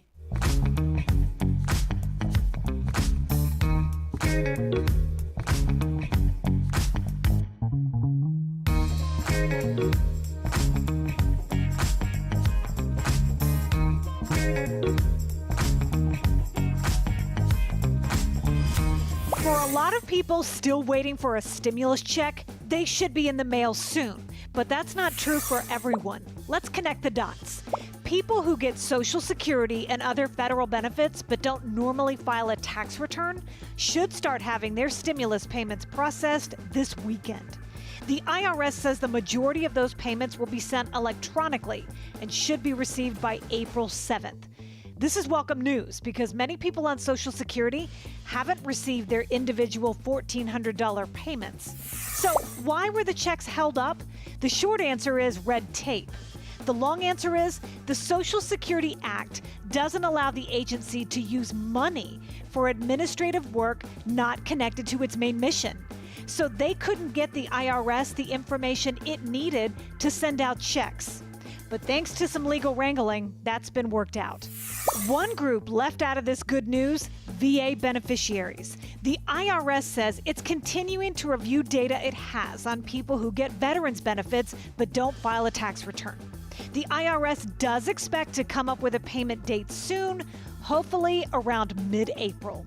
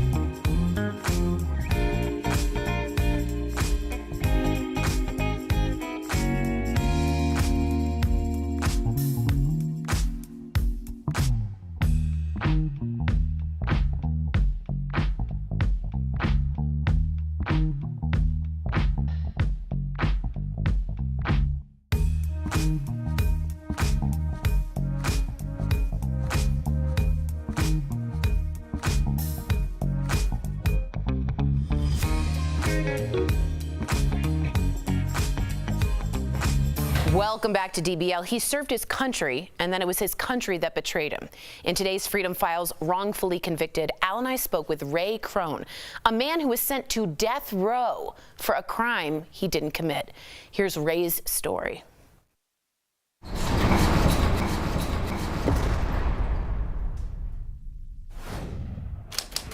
December 29th, 1991, Phoenix, Arizona. A female employee at a local bar is found stabbed to death and sexually assaulted in the bar's men's restroom. Police turn their focus on one of the bar's regulars, Ray Crone. And I was taken downtown, and for the next 3 hours, I was grilled about how long we've been dating, where'd we go on dates. I kept telling her I didn't date her. Ray has an alibi, which he shares with police. I was home in bed, got a roommate knows I was home in bed. I had no reason to kill her. But investigators continue their pressure. He had a search warrant. The search warrant said I was required to give a hair sample, a blood sample, and a cast of my teeth. The impression of his teeth is the police's smoking gun. I had a tooth that protruded when I was 18 years old. I was a passenger in a head-on collision. I woke up in the hospital with a broken jaw, my mouth wired shut. Ray is arrested and charged with murder, kidnapping, and sexual assault. They were talking about the death penalty, and that's when I think when the most critical time for them to start labeling somebody a monster. Ray is dubbed the Snaggletooth Killer as he begins the fight for his life. They brought a bite mark expert in, a real impressive man. He was a very powerful speaker, very convincing. With all the lies stacked against him, Ray's clean record and years of service in the Air Force mean nothing.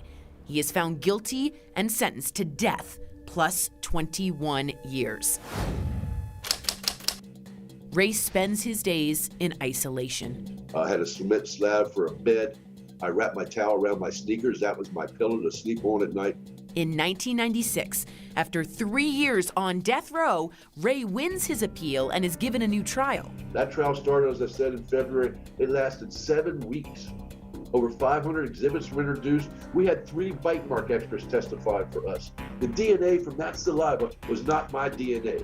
DNA evidence being new in the 90s, the prosecutor tells jurors it can't be trusted and to disregard it. They do, and Ray's second trial ends the same as his first. The judge said this case would haunt him for the rest of his life. He said he had lingering residual doubt of my guilt.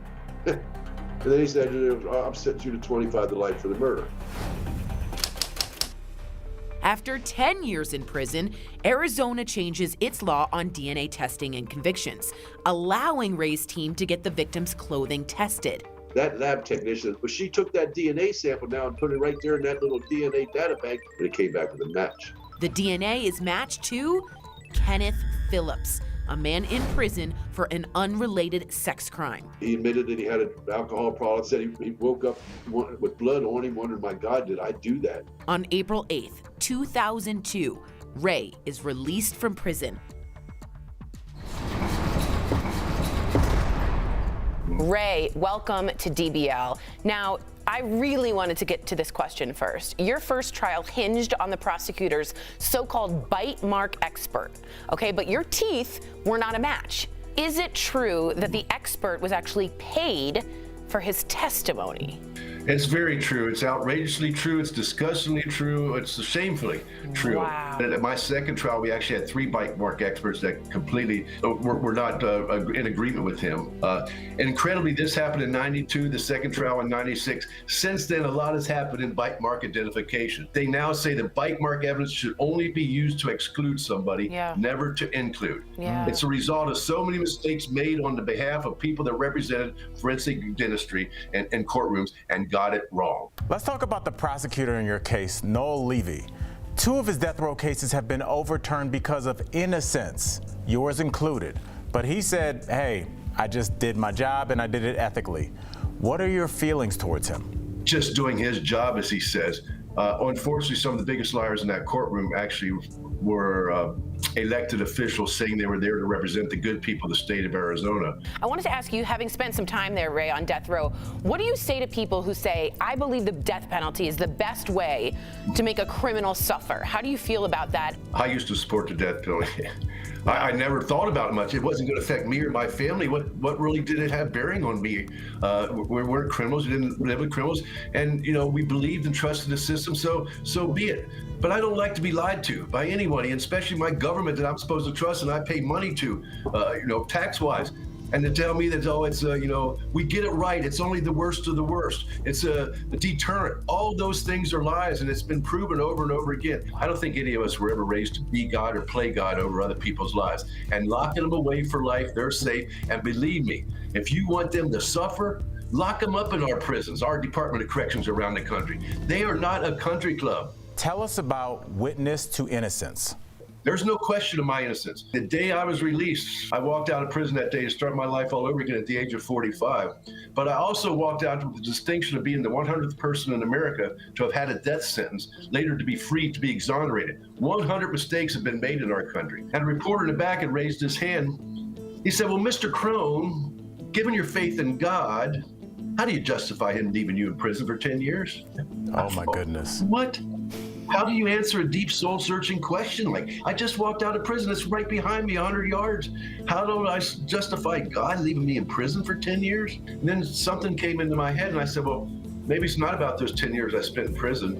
Maybe it's about what I have to do the next 10 years. Oh my gosh. We have over 30 members, only national organization of death row survivors in America, both men and women who had suffered the injustice of being called an animal, a throwaway person, a monster, was sentenced to death, later to find out that they were innocent. For those of you wanting to learn more, again, visit witnesstoinnocence.org. Support that organization, support Ray. We want to thank you again for joining us on DBL. Thanks again. We'll be right back. Thank you, Ray. My pleasure. Thank you. People are.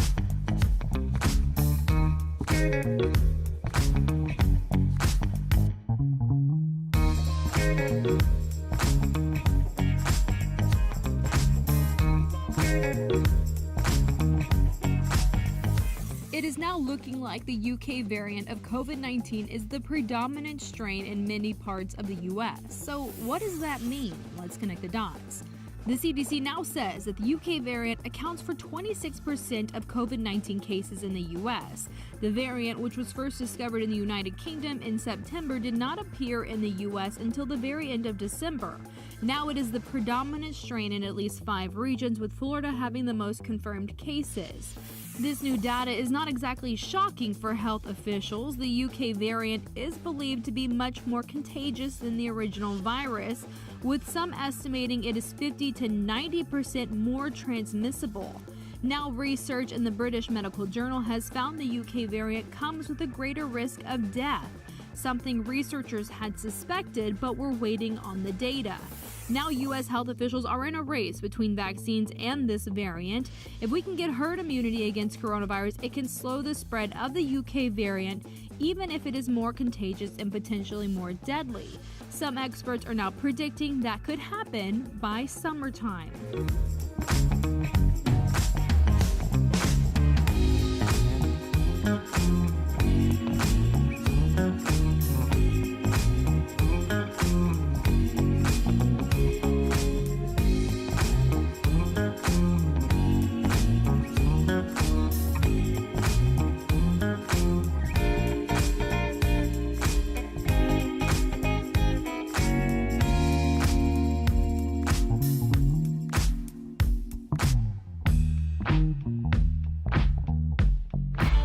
Welcome back to DBL. Now, a lot of people are spending more time at home. So what happens to your body when you're sitting down all day? I do this. I sit constantly. Well, we're chatting about it in DBL's Focus on Fitness, presented by QB. First up, low energy levels are attributed to sitting for too long, which can lead to increased anxiety. Second, poor posture. Sitting for long periods of time causes more stress on your back. And third, you're likely burning fewer calories, which can lead to weight gain. Staying active is so important, and QB has made it easy. QB is changing the way the world thinks about fitness, regardless of physical ability or age. So try their under-desk elliptical at home. Call 1-800-730-3397 or visit QB.com to learn more. We'll be right back.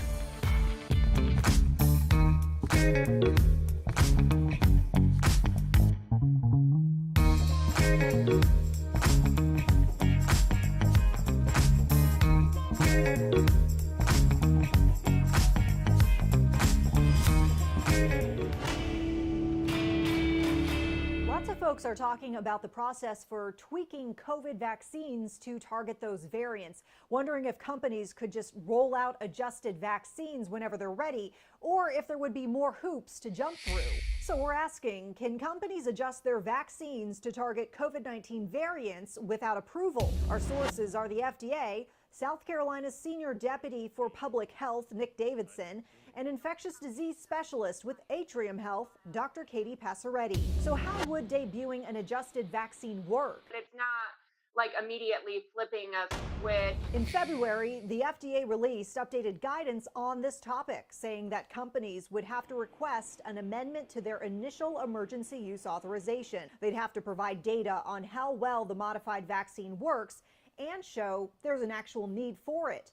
Companies would also have to show the manufacturing is similar to the original vaccine, and if it's not, explain why. So yes, there's a bit of a process in adjusting the vaccines, and it doesn't stop there with the approval. You know, it's a combination of science takes a little while and, you know, making sure that the changes are safe and they're only really to kind of strain content.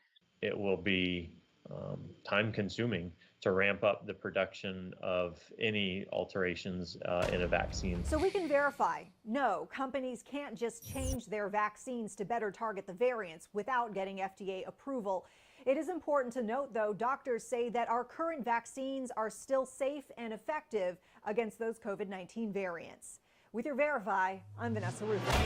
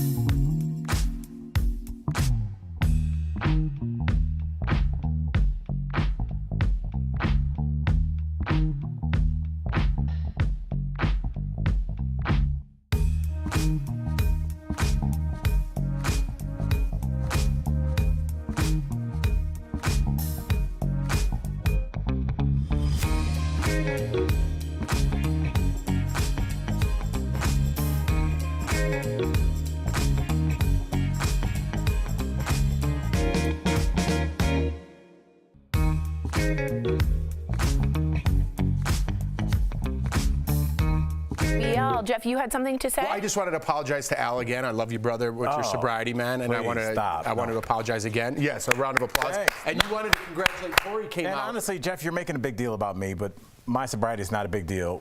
Tori did something much more important in our last segment. You raised your hand and you said, I sit a lot.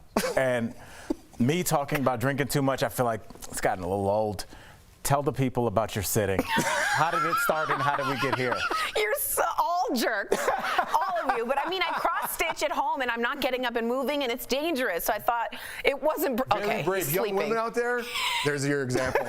I'm your role model. Just a quick note, I hate you both. To everyone who celebrates, we hope everyone has a happy, healthy, and fun-filled Easter weekend. Please stay safe and enjoy yourself. And goodbye to our coworkers at home. We're new every day. We'll see you Monday, same time, same place. Bye, guys. Happy Easter. That's relaxing.